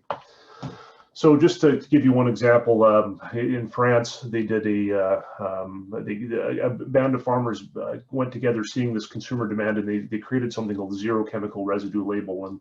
And what that means is that it's been tested and proven that no chemical pesticides are left over in the food that they're selling. And within 1 year, their consortium grew to 3,000 farmers and represented 10% of the fruits and vegetables sold in France within 1 year. So that just goes to show the type of demand that's happening out there for these types of things. So obviously, you know, in this video, I don't know if you can see it all here, but this is a traditional broadcast application of chemical from a ground sprayer. And what a lot of people don't realize is that about 80% of spray in a broadcast application is wasted on bare soil. So it doesn't actually do what it's supposed to do. It's just actually a wasted sunk cost that's also not good for the environment. And in Canada and in a lot of other places around the world, the chemical-based crop protection products can represent almost 30% of input costs. So it's a very significant expense that operates at a very high level of inefficiency, and that makes that increases the cost of our food and also makes it less competitive for small farmers especially. And so you know, we would like to see this particular thing changing. And so we believe that from a combination of the inefficiency of the broadcast chemical application process as you know, compared to the you know, the efficiency of what you can do with some precision agriculture technologies, that the idea of broadcast application of chemical will be rendered obsolete.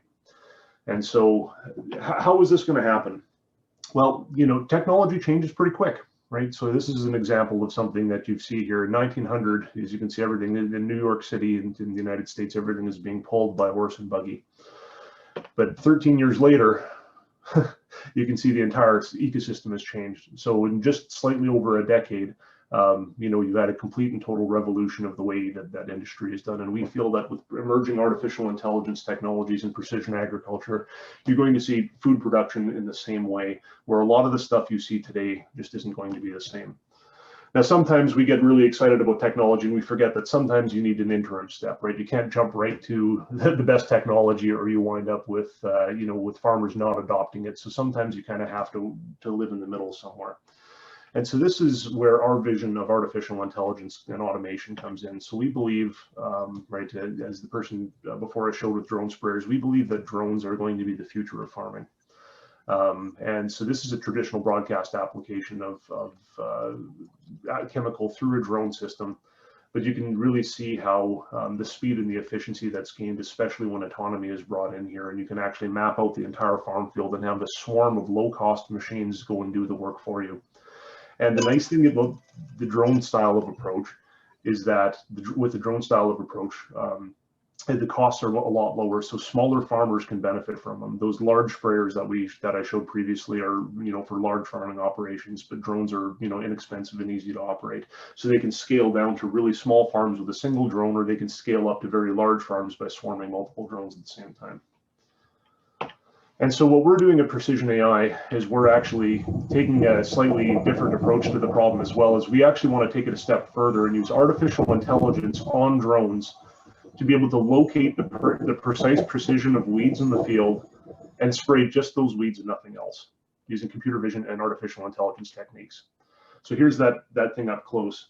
As the drone goes over the field, computer vision on that drone is actually able in real time to identify where a weed is and where a crop is. So in this particular thing, the green is the crop. And if you can see, only the red areas are what should be sprayed. So when you compare that to a traditional broadcast application, the amount of red in there is about 95% less than what the amount would be normally done in a broadcast spray application. So by turning artificial intelligence to this problem, you can see a dramatic reduction in the use of chemical the savings to the farmer without impacting yield in any material way, because you're still achieving the same outcome. So here's another version of the same problem. So this is an improvement. The last one is something called object detection, which allows you to see the individual plants, but the technology is moving so fast in this space. This is a new technique called semantic segmentation. And if you look at it this way, you can actually identify really complicated arrangements where you've got crop behind weeds or weed behind crop. So it, you can actually get even more precise as the technology continues to improve. So how does this work in the future? Well, we actually think that the drones themselves are going to have AI on them, which is what we've done with our drone technology. And when you combine that with a sprayer technology, similar to the presentation you saw previous to us, you can actually not just do a broadcast application, but you'll actually be able to do precision spraying from a drone type of environment. And that gets you the best of all worlds. Gets you the benefit of precision spraying technology at a fraction of the cost of what you would do using a traditional type of sprayer method. So from a sustainability standpoint, there's a massive reduction in herbicide use. So you can see again, this was what we tested last year. In addition, because it's battery powered, instead of using the large sprayers, you actually have more sustainable outcomes in terms of less fuel used, less carbon in the atmosphere, and with the precision spraying of herbicide from the air, you actually no longer need to have huge volumes of water diluting your chemical down. So you actually save a significant amount of groundwater as well, which is also another sustainable benefit. Hi, Dan, just 10 seconds, please. Okay, that's it. I think that's basically it. So we're working on this to create, again, a zero chemical residue label using drone technology for the Canadian market. And we're obviously looking to potentially partner with other people to take this technology through other markets as well. Thank you. Thank you so much, Dan. Perhaps I can pass it now to Professor Kamakodi for the next introduction. Thank you, Dan, for this excellent speech. And then I'm sure there are some questions, and we will basically put the questions at the end of a couple of more talks. Now I invite Professor Prem B. Bisht. Professor Bisht is a professor in the physics department of IIT Madras. He completed PhD from Kumaon University, Nainital, and his research interests are mainly in ultra-fast laser fluorescence spectroscopy of low-dimensional materials, with a particular interest in working with time-resolved microscopy. He has been associated with IIT Madras since 1997 after completing a JSPS fellowship program at Kyoto. He has developed interest in imaging technologies recently. I invite Professor Bisht to deliver his speech.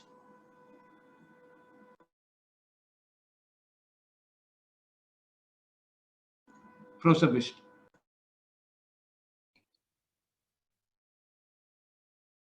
Yeah, so are you able to see my, is that? Yes, we are able to see your visible, and am I? Yes, we are. And you are also audible. Thank you very much, Kama, and also Bill, for giving me this opportunity. Good evening to the colleagues in India, and a very good morning to the new friends in Canada. Amazing technology. So this talk is more about the Indian conditions I've gone through from academic point of view. By Dr. Rajen Joshi from RI Group, who works with drones and spectroscopic equipment, has sent a few slides, which I shall present. So this is the next slide. I hope you are able to see this. So the motivation of this talk is as follows. I have been visiting this GB Pant Agriculture University since young age for various regions. In May this year, I attended a session of optics and photonics for precision agriculture in a laser conference. And besides these points on the right, we have also proposed a Center for Biochemical Sensing and Imaging Technologies at IIT Madras under its Institute of Eminence status. Focus of this talk is, besides the need of reducing the waste of food, I shall focus on the need of intermittent feedback to the farmer during the crop season. I shall bring out the need of ground-based laboratory imaging with the satellite imaging. I shall bring the importance of the geographical concerns, ecology that relates to the wildlife and idea of one agriculture. As per report of the World Economic Forum, we will require more food in next 40 years than all the harvest in history combined. Therefore, strategies for the best produce are required. The supply chains, storage, for example, we have seen reports in my country about the food grains stored in open for months, and that goes bad and cannot even be used for any other purpose. I wish to stress to the point that we will have to stick to the basic rules than the methods that give benefit for the time being. About imaging, for example, satellite image the NDVI of healthy and dead leaves with the photosystem 2 fluorescence of chlorophyll with the help of sun. That's what the imaging is used. Similarly, in the laboratory research and drones with the modern light sources like this one, the supercontinuum light source, can be done.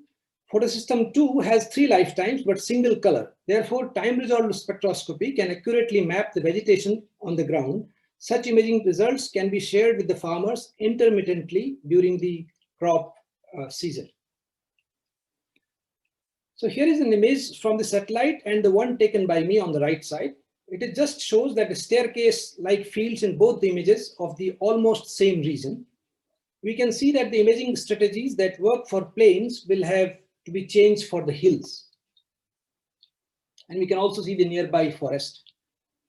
So for example, I come from North India and now work here at Chennai, the arrow on the down there. The photo and the arrow shows the same place from the ground photo, I mean in this one. So the top arrow on the big photo shows the same place as the satellite photo on the right side. Here are some shrubs that are of medicinal value. For example, these blueberries, boxberries, the golden raspberry, for instance.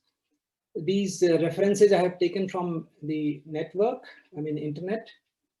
So what is important here is so my son is eating some blueberries and he has made his tongue blue. The more important in this photo is the background that these shrubs grow in these slopes where water flows down. These need low water, they protect the topsoil and have resistance to the environment. Okay, so the water, for instance, last year 2 internship projects were undertaken under RUTAG action group of IIT Madras to North India. So these had studies on water harvesting as well as on the school science experiments. The place has such a beautiful lakes, but you know, this sources of Ganges, but faces acute shortage during the summer. Therefore, as water is so important for agriculture, the water agencies have to be involved in this. We have also been in communication with Titan under CSR for some water conservation project in this area. It is also important that forest department plants trees that retain water. That kind of trees also exist in this area. We also see that pesticides have to be imaged in wines, oils, various other food grains. For instance, these are concerned about bad alcohol in India. Just now, Daniel mentioned this, the pesticide issue. So I shall now take a few examples from literature, even one of us brings banana to home and the next day or so it becomes overripe. We can image with just the reflectance and various feedback can be given to the supply chain, including the farmer, since the banana crop began. Similarly, this figure shows the down figure shows the difference between the muscle and the fat part of the pork. We also have carried out some study on chicken and human artery to check the amounts of cholesterol deposits by Raman spectroscopy few years back on a BTech project. One of the delicacies of the South India is idli and dosa. To my little knowledge, this requires the rice and little water paste. After storing the paste, approximately first 2 days, we get excellent idlis. But third day onwards or so, we make only dosa. This can be imaged by second harmonic generation with lasers. We see that the zones of recrystallization here, the green parts, show strong second harmonic signal. In the laboratory, of course, we do lots of second harmonic with lasers. Last but not least, the poem from an ancient Tamil literature says that, what it means is that if you make food for an elephant, it will be only from a portion of a field. But if the elephant goes to the field, then the whole crop will be destroyed. So if we give a Google search, either for the crop destroyed by elephant or potato or wild boar, we'll see those results, a lot of results we can see. So actually, this is one of the important area which needs to be addressed with communication with the forest department. So these destroy the farmers actually cannot even get anything out of the crop nowadays. So they have really stopped making potato, for instance, in those areas. Of course, we do a lot of experiments related to the imaging and spectroscopy. Also, my colleague, Dr. Joshi, leads a company that makes instruments and drones, spectrographs, and he would like to take part if there is any such possibility in the collaboration. This is the detail of his company in India. So summary of this particular small presentation was that we need to have one agriculture approach and eco-agriculture balance, geographical concerns, species to be protected, for example, the medicinal plant, which I mentioned, food for the future, reducing the wastage, not only after cooking the food, but before even, we bring the food and then you just, without using it, throw it away because of it was not usable. And the strategy and the plans are that we should have agriculture hub with the forest department, weather department, space, all relevant agencies should come together. Imaging with satellites to be complementary with the ground stations. Imaging labs in diverse India is very important and they should be in constant communication with the farmers. Thank you very much for opportunity.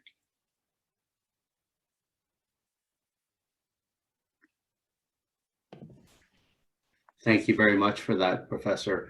And perhaps we can move to a Q&A now. We have quite a number of questions on the chat, so thank you to all the participants for sharing your thoughts and adding to the chat window here. One of the questions is with regards to industry and academic collaboration. I wonder, Professor Kamakoti, if you might be able to address that from the India side. Right. So yeah, the question. So we have put the details in the website. I have just shared the website link in the chat, pravartak.org.in. All interested people who are specifically in the area of cyber physical system with emphasis on sensors, networking, actuators, and control systems, you can basically reach us, and we will take forward. There is a process by which we will be evaluating the proposals. An announcement on that will also be shortly released on the web. So you are welcome to reach us through the contact given in the website. Thank you. Thanks, Professor. And I'm going to go to a few questions here. And if I miss any, please just maybe just unmute your mic and let me know if I missed your question. But I think I see a question that pertains to affordability of these solutions. And perhaps that can tie to the other question about whether or not farmers can benefit and what percentage of them can benefit from this. I believe that question was directed to Dr. Kachan. Yeah, and that was answered, Bill. Oh, was it? Okay. So that was answered. Yes, it was answered. Both the questions. Yes. There is a question for Mr. Slater and team.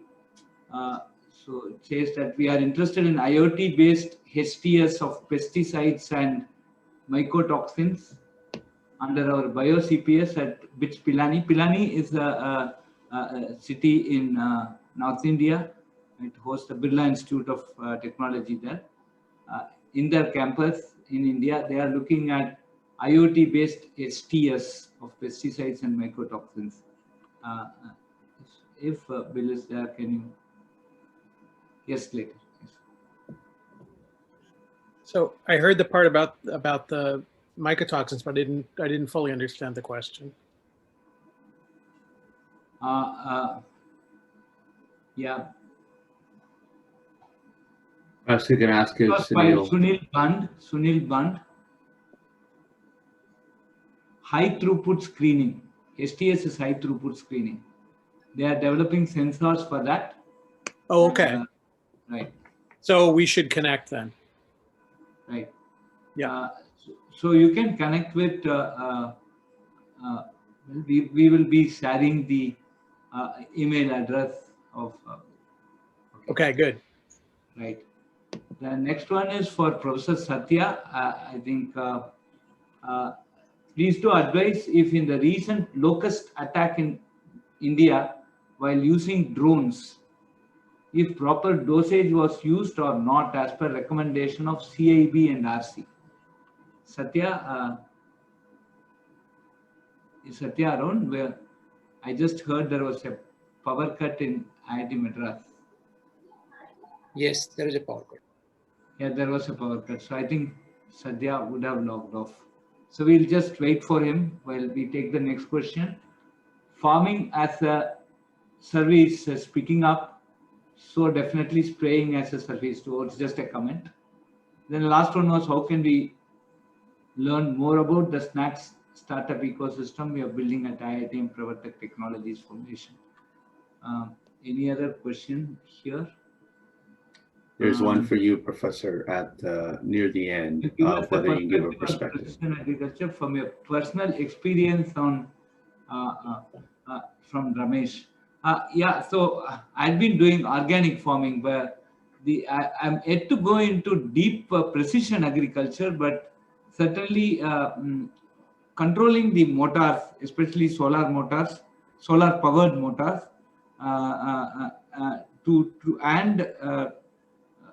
ensuring that that the level of water supply in each of the farm is within the level. For example, several places, as I think, as Mr. Apparao had pointed out, people flood the farm, and what happens is the sun rays, the sunlight does not reach the root of the plant, and especially for paddy, the sun rays actually reaching the root of the plant is very much important. So maintaining, say, less than quarter an inch water, and then controlling that is extremely important, and that essentially improves the yield considerably. So that is one thing that I've been doing it to some amount of precision, and of course with this workshop, whatever I've learned here, I'll try and do more precision and do that. But certainly controlled water flow, especially for paddy, is yielding very good intensification, specifically in South Indian land. Thank you. I think so, Professor, I think that may be it for now anyway, but please do keep your questions coming. And perhaps you'd like to introduce the next speaker, Professor. Yes. So I have pleasure in inviting Professor R. Velmurugan. He is the Professor of Department of Aerospace Engineering, IIT Madras. His areas of research include composite materials, nanomaterials, finite element analysis, structural crashworthiness, and impact mechanics. He is joined by Professor G. Balaganeshan from IIT Madras. Dr. G. Balaganeshan is currently a senior technical officer at IIT Madras. He has 25 plus years of industrial and teaching experience, and his research interests include, again, impact studies and repair and processing of composite materials. So they have a very interesting presentation on lightweight farming equipment. I invite Professor Velmurugan and Balaganeshan. Yes, Professor Velmurugan. Good evening and good morning to all of you. Hello, are you hearing me? Yes, we are able to hear you, and your slides are also visible. Okay, sir, fine, sir. Okay.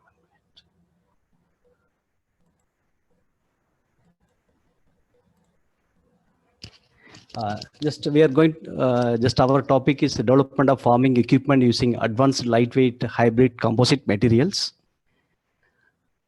And in Tamil, it's a Uludundu Valvare Valvar, Matravaram Toludundu Pensalvar Silver. So that meaning of that Tirukural is who plowing eat their food, they truly live.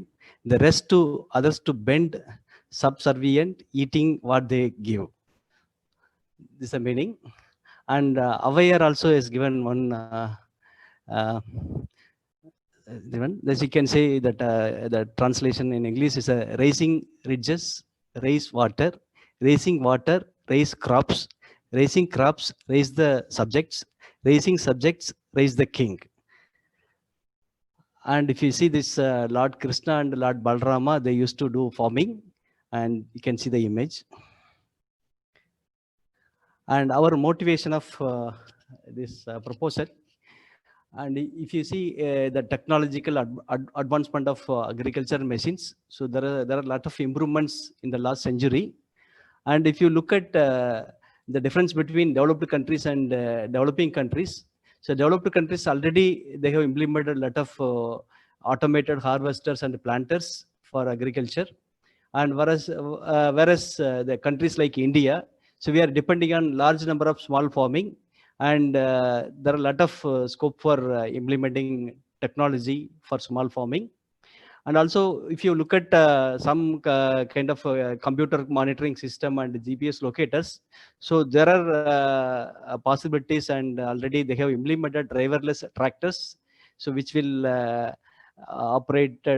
which will be operated by GPS, and there will be optimization of the routing, and also we can implement this automation.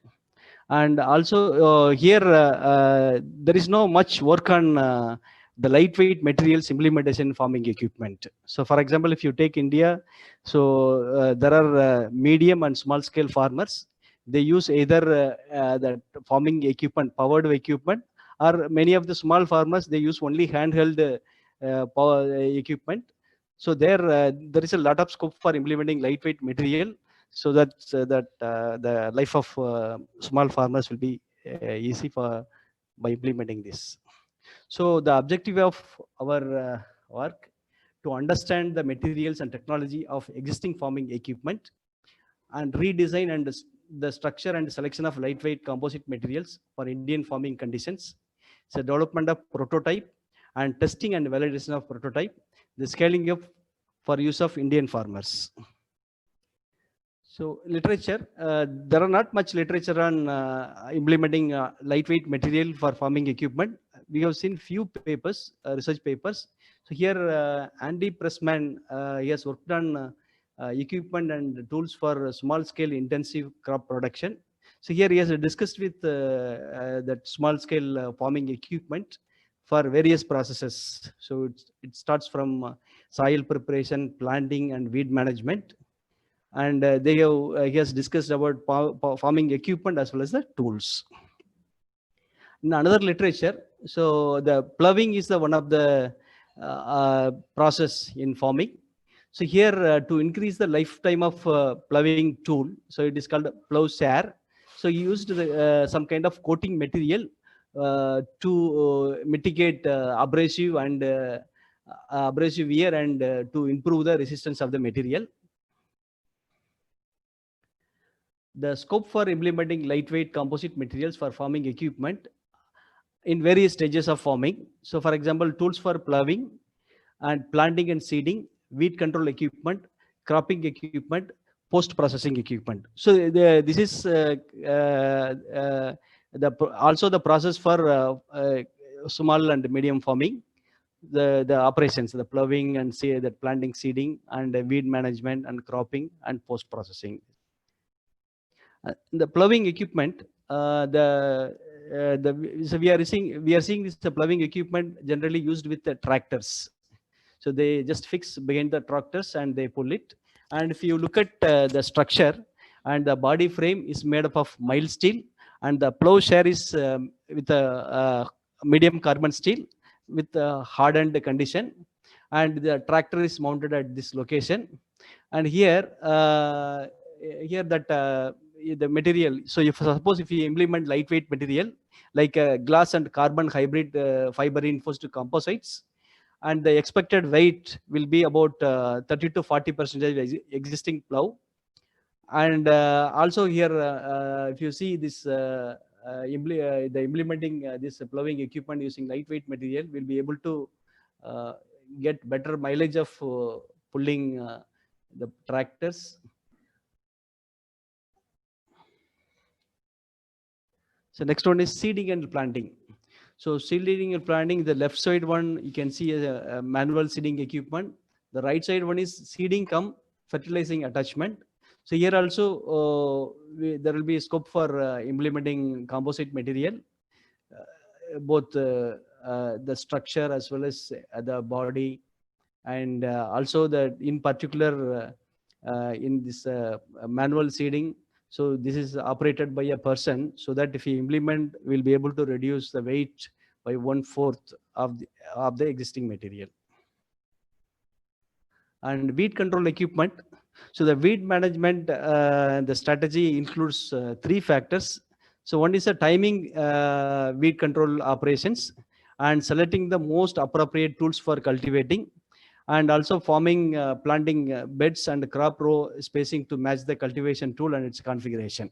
So we need to plant the seeds in the row wise to maneuver this the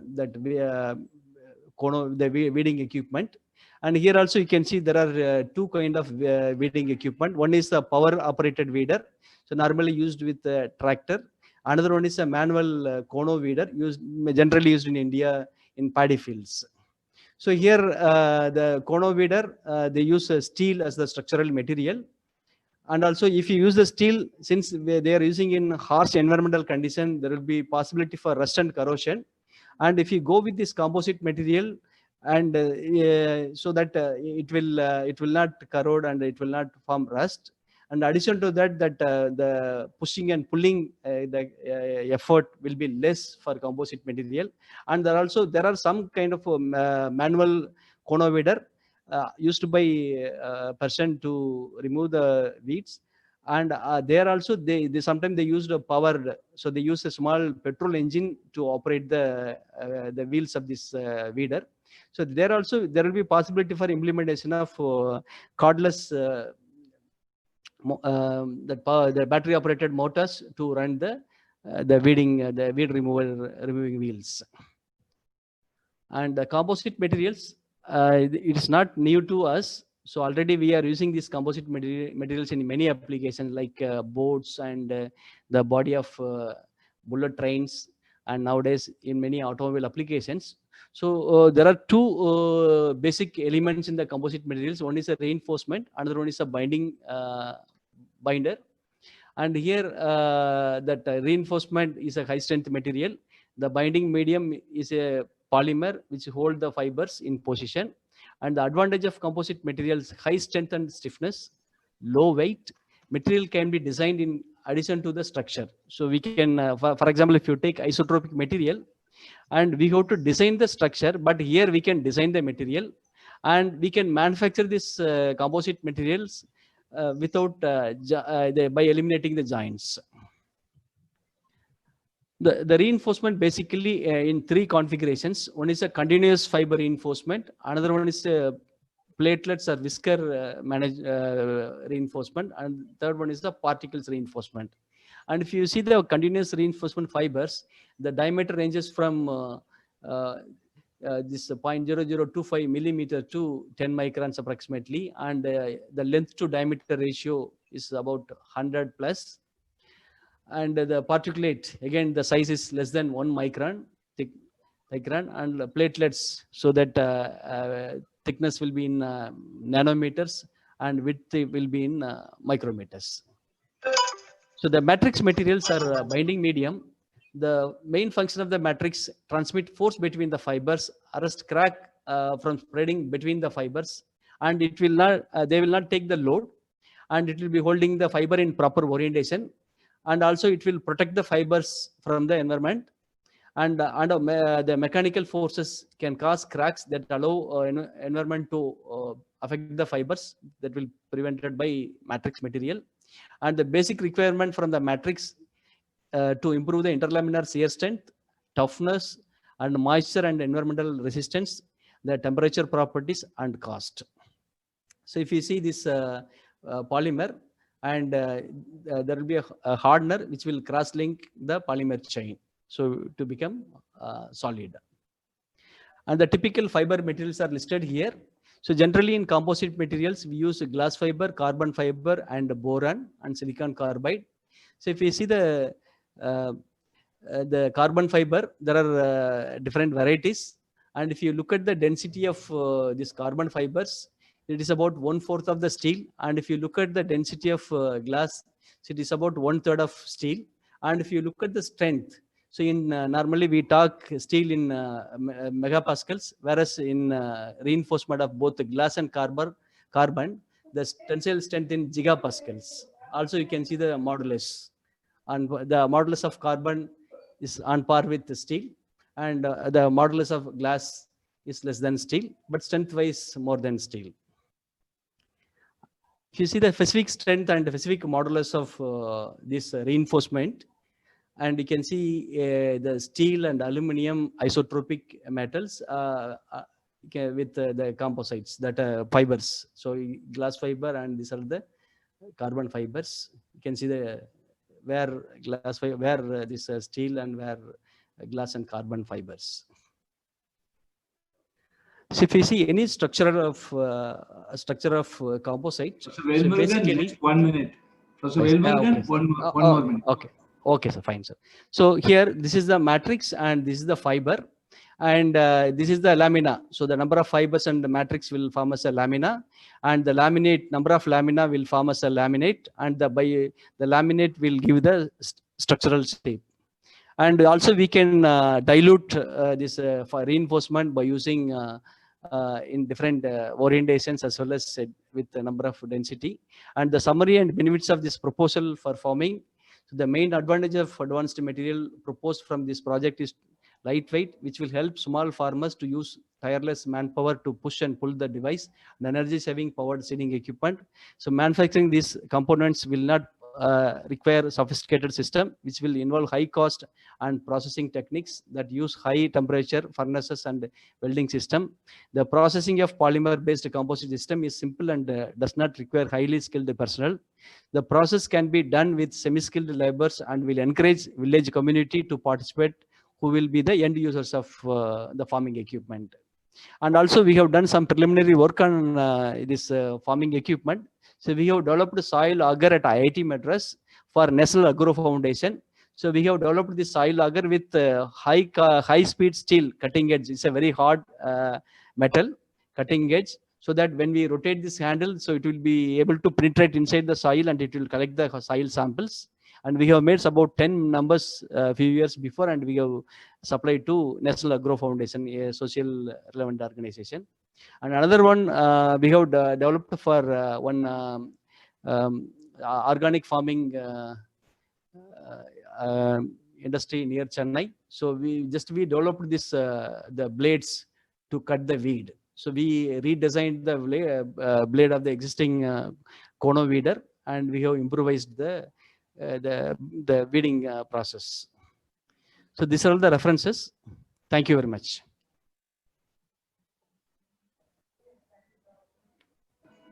Thank you, Professor Velmurugan, for indeed a very interesting presentation, specifically which will reduce the weight the farmer has to carry. Thank you very much, and we will keep the questions towards the end. Now I'm very happy to introduce Professor K. Giridhar from the Department of Electrical Engineering, IIT Madras. He completed his BSc from PSG College of Technology, Coimbatore, ME from Indian Institute of Science, Bangalore, and received a PhD from University of California at Santa Barbara. He was a member of the Bharat Electronics, Bangalore, before joining the Department of Electrical Engineering in 1994 at IIT Madras. His research interests are broadly in the area of adaptive signal processing and wireless communication systems, with an emphasis on various transceiver algorithms and custom air interface design for strategic communications. What we'll be presenting today is a multi-utility network infrastructure which provides low latency, high bandwidth connectivity to do many precision natural farming activities. With this brief introduction, I invite Professor Giridhar to deliver a speech. Professor Giridhar. Thank you, Professor Kamakoti and friends both in India and Canada. So I will give a short overview of what, from a person who understands reasonably well, 2G, 3G, 4G wireless communication and signal processing. So when we looked at what perhaps can work in a rural context and even for communication, what we understood is that even for a farmer to get broadband wireless in a farm, there is so much of talk about 4G doing it, but if you look at rural US, of course rural India, I'm sure rural Canada is no exception, they don't get sustained bit rates in many parts of the farm. You may get it in the village or in the town, but the moment you step into the farm, you don't get any broadband access you can be happy about. And then going forward, it's not just a connectivity to the farm for data access alone, but can we use the infrastructure? Can we build infrastructure and make it more viable for multiple users? In which case now the operators would maybe perhaps put infrastructure in rural areas, right? See, one of the things they kind of prevents them from deploying rural infrastructure is the is the capex cost. So the capital expenditure cost for them to put a tower in a rural area would be perhaps twice or thrice, simply because the backhaul is expensive, power is expensive, and so on. So can we do something where we, on the same infrastructure, we do multiple things? So multiple business opportunities, strategic opportunities. And one such opportunity we believe is for natural farming, especially I added the word precision because here when my focus is more on natural farming in the context of what I wanted to say is that today, in India, like, I heard one speaker from Canada say that 50% of the food which people consume in Canada, if I heard him right, was grown without pesticides. I think that kind of thinking is there in India, at least in the cities. So natural farming and organic farming has caught up in a big way. But then what happens is that since this food is healthy, more insects and of course more animals enter the farm. And I am trying to address only one aspect. So can we do something to reduce the man-animal conflict in rural areas by augmenting the telecom infrastructure in those areas to do other things? All right. So what we call as Muni stands for a sage in Tamil as well as perhaps in Sanskrit. So Muni here stands for multiple utility network infrastructure. The motivation here is we want this statistics on what's happening in the field, the type of animals which are coming, the numbers, the time of arrival, departure, and nocturnal animals especially we would like to monitor. Localization of the animal within the farm. One is to detect the animals, other is to localize them. Right? These are two different problems. Localization would imply knowing its coordinates within the farm or the field. And animals which are occluded by plants, and if the animals are at the, let's say the crop has grown quite a bit, and the bandicoot or the jackal is at the floor of the plant of the field, then even if you put an IR camera, you may not see it. While as with RF technology, we can actually figure out the presence of the animal or the even the reptile. That is what we want to move towards. So our idea is to give a real-time protection. Eventually, first we'll develop ways to collect statistics, study the problem thoroughly, and then give real-time protection to farm assets in a low cost, reliable manner, even while do something today which 4G or even 5G will not do, while giving broadband IoT. We are not looking at narrowband IoT. We want to give broadband IoT everywhere in the farm and the field. This is what is our, this is what we have taken up. We have been working on this with a group of industry in India, and we are taking the help of several people to see whether we can get a consortium and funding for this consortium and policy for this consortium to get moving. And this is what, in a nutshell, what the multi-utility network infrastructure is about. So it is going to combine a multi-static radar infrastructure. It is basically yet another network slice. So if you look at 5G today, 5G talks of different network slices. One network slice is for your mobile broadband, and that's what 4G has evolved to. There will be other network slices looking at ultra reliable, low latency communication for various applications. Another network slice for IoT and so on. We are looking at a network slice which is for RF sensing in general. And this thought, while we started doing this 2 years back, we thought, we are the only people thinking like this. But now we realize that there are other groups in Germany and perhaps, in the US also, which are looking at RF sensing as one of the key aspects in 6G or the future generation of networks. So we want to be early, we want to move in here and work. This will combine sensing along with communication. And we want to do this in a different way compared to what perhaps, the most countries in the world would be doing. We want to put both of them in the same infrastructure. That's one thing. And what we want to do is, given that now India has fairly deep fiber going into every gram panchayat, India has about 6.5 lakh villages, in which about 2.5 lakh villages, 2.5 lakhs is 250,000 villages. Out of 650,000 villages are bigger villages. So we call them gram panchayats. So now they will have fiber point of presence. But that will give us maybe communication infrastructure, wireless, let's say Wi-Fi or something would be put within the village. But still to reach around the village and into the farms and even the what we call as the uncultivated land or the Porambok land around the village, there is no technology which 5G would give. So we want to use this technology called BASIC, broadband access for spotless inland coverage. This is our version of 5G or 5G plus, which could either be retrofitted, the radar part can be retrofitted on existing towers, or we build new towers.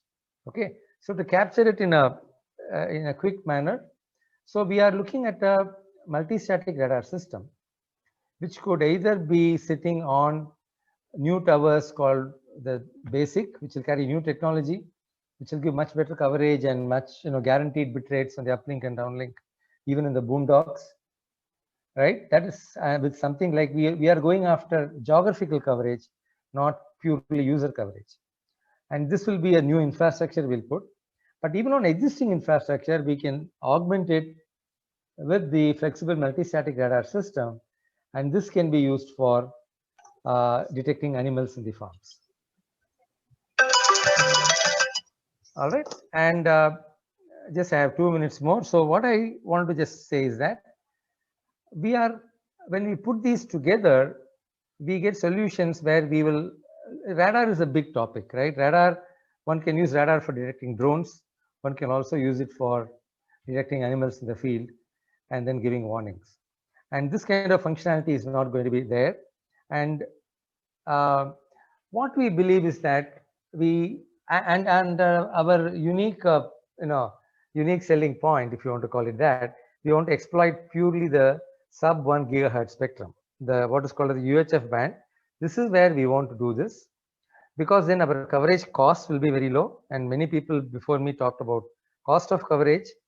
And if you put Zigbee Wi-Fi modes in the village, inside the farm, you want to do IoT with some GSM modes, all that is fine, but that's not scalable, that's not reliable, right? We want to do something which is absolutely foolproof and which will work 24/7 throughout the year. And our current spec is that we want to detect any plant, any reptile or animal which has a greater than 30 centimeter dimension. The dimension comes from the fact that we are using the UHF band. Localization is also possible, but we start with detection and then move towards localization. And the main, though there are people talked about AI and machine learning, we want to first play to our strength, which is on estimation, and then using robust statistics with estimation to reduce false alarms and misdetection. This we are confident of doing. We want to do these towers in a standalone manner where they need not use grid power, and we can have in-band backhauling. In other words, we don't need additional spectrum to go from tower to tower. So we can now kind of daisy chain multiple towers without having a fiber infrastructure in the field. And this, this way the deployment of the network can be very rapid. So in summary, precision natural farming needs both broadband data access for multiple uses. Tomorrow you can put cameras. We are not against putting cameras, but I think the way to go about it is to use RF sensing, because this is where you will get under the foliage coverage at the even when it's wet or dry, you get very good coverage, and throughout the day also you get coverage. Even the middle of the night you get coverage, and this is reliable, cost effective, and we have a technology for the communication part, a lab level demo available in IIT Madras, but we want to get partners from people who are listening in today, and maybe other partners who are not on the call today. We'd like to work with you and with industry in Canada, because there is an industry consortium working with us today in India, and we would like to do full-scale development and field trials at an early date. Thank you very much. Very much. That was a terrific presentation, and the last one of this series. We have one comment, and I wonder if I could pass this to Professor Kamakoti, because I think it really does encapsulate the conversation today. Yeah. So the comment made by Adi Narayana is that sensing is an interdisciplinary concept. I fully agree with him. So if I want to sense data, there is a need for a proper sensor, a proper characterized sensor, and a correct sensing of the data, then aggregation of the data, some processing at the edge. Sometimes we need to take decisions at the edge. So we have some intelligence that is put on the edge. Then it has to be reliably communicated, where technologies like Mooney can help. And then finally, it has to come to the cloud, and where massive amount of data processing is also to happen. And also a lot of subject matter experts who will look at the data and basically give us an insight into that data. And sometimes feedback has to go back to the field and certain action be taken. So whether it's precision agriculture or it's structural health monitoring, etc., it is actually a sort of a very important thing, that it involves a subject matter expert, a sensor expert. Almost all disciplines in an engineering institution actually comes into that place. And if it goes into the health domain, then there is a lot more of privacy, and that legal aspects also come in. And then in addition to doctors and those subject experts, the moment it also becomes a commercial proposition, where a lot more management also comes. And then you want to trust these systems, humanities also come. So humanities people basically give you the idea of perception. So it is truly interdisciplinary in nature, and I fully agree. And that is precisely what we are also witnessing. If you take this workshop, the 3 days, we are seeing all the way from certain technologies that we saw with respect to the process, that's a farming that we saw on October 23rd. Today we see some emerging technologies which can enable that type of a farming.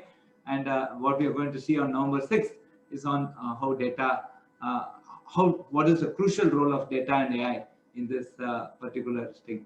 So this workshop itself certifies your statement.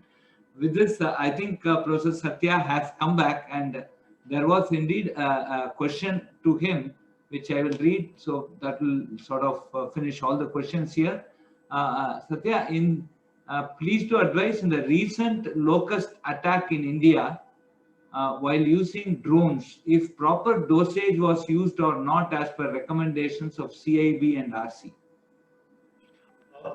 No, I don't think we did follow those very specifically, because it was actually one of event that just suddenly came up. I think there were some people who did this in a hurry, so it's not very clear if they actually followed those things.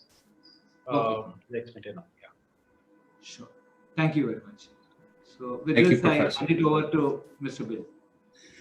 Thank you very much, Professor. And that was a fantastic session. It's now my pleasure to introduce our other co-host, Mr. Stuart Beck. Mr. Stuart Beck is a very good friend and colleague. He's also the president and CEO of the Asia Pacific Foundation of Canada. And prior to his leadership at the Asia Pacific Foundation of Canada, Mr. Beck served as the Canadian High Commissioner to the Republic of India. So without further ado, Stuart, if you could make our closing remarks. Thank you very much for joining us today. Well, thank you very much, Bill, and thank you very much, Dr. Kamakoti. Again, a fascinating session. Not being a technical person, I sometimes feel like I'm listening to completely different things that I'm familiar with. But there are a couple of things that came out of this, and as the president and CEO of the Asia Pacific Foundation of Canada, our role and goal is to be a catalyst in really bringing people together, between Canada and Asia. And I think this workshop is a really good indication of that. But really, in terms of partnerships and the opportunity for partnerships, it's become quite evident that there are lots of areas here where the work that's going on in Canada can be done in a collaborative way with work that's going on in India. And my hope is, and this is, I guess, a segue into our next session, is we're going to be talking about governance in the next session, and the importance of having a structure where there can be a trusted exchange of data in order to create these commercial opportunities, but also research opportunities between our two countries. And there's one word that came up, which we don't necessarily have in Canada. We have large areas of land for development, as you know. I mean, we farm in a different way than in India. But what we don't have in Canada, we have a population of 35 million people, whereas in India, you have a population of 1 billion plus. And the opportunities to scale are really quite evident. And I think this is the real opportunity for us in being able to understand what's going on in India, and then being able to understand how we can build scale into our thinking when it comes to the projects that we do. So these are some of the areas that I think, again, from my own experience, having spent time in India, having a sense of where the opportunities are, this today, again, is a great example of what we can do to really build a partnership between our two countries. So I look forward to next week, and I want to again thank the organizers, Bill, and your team at the Digital Supercluster for again doing a seamless job in terms of making this happen. All our presenters today, a wonderful job, and really truly interesting areas of interest and technologies that we can build and deploy going forward. I want to thank the Canadian presenters. I work closely with Steve and others at Terramera and their project, and so I know what we can do with that. And so again, everyone, thank you very much, and I look forward to seeing you all next week.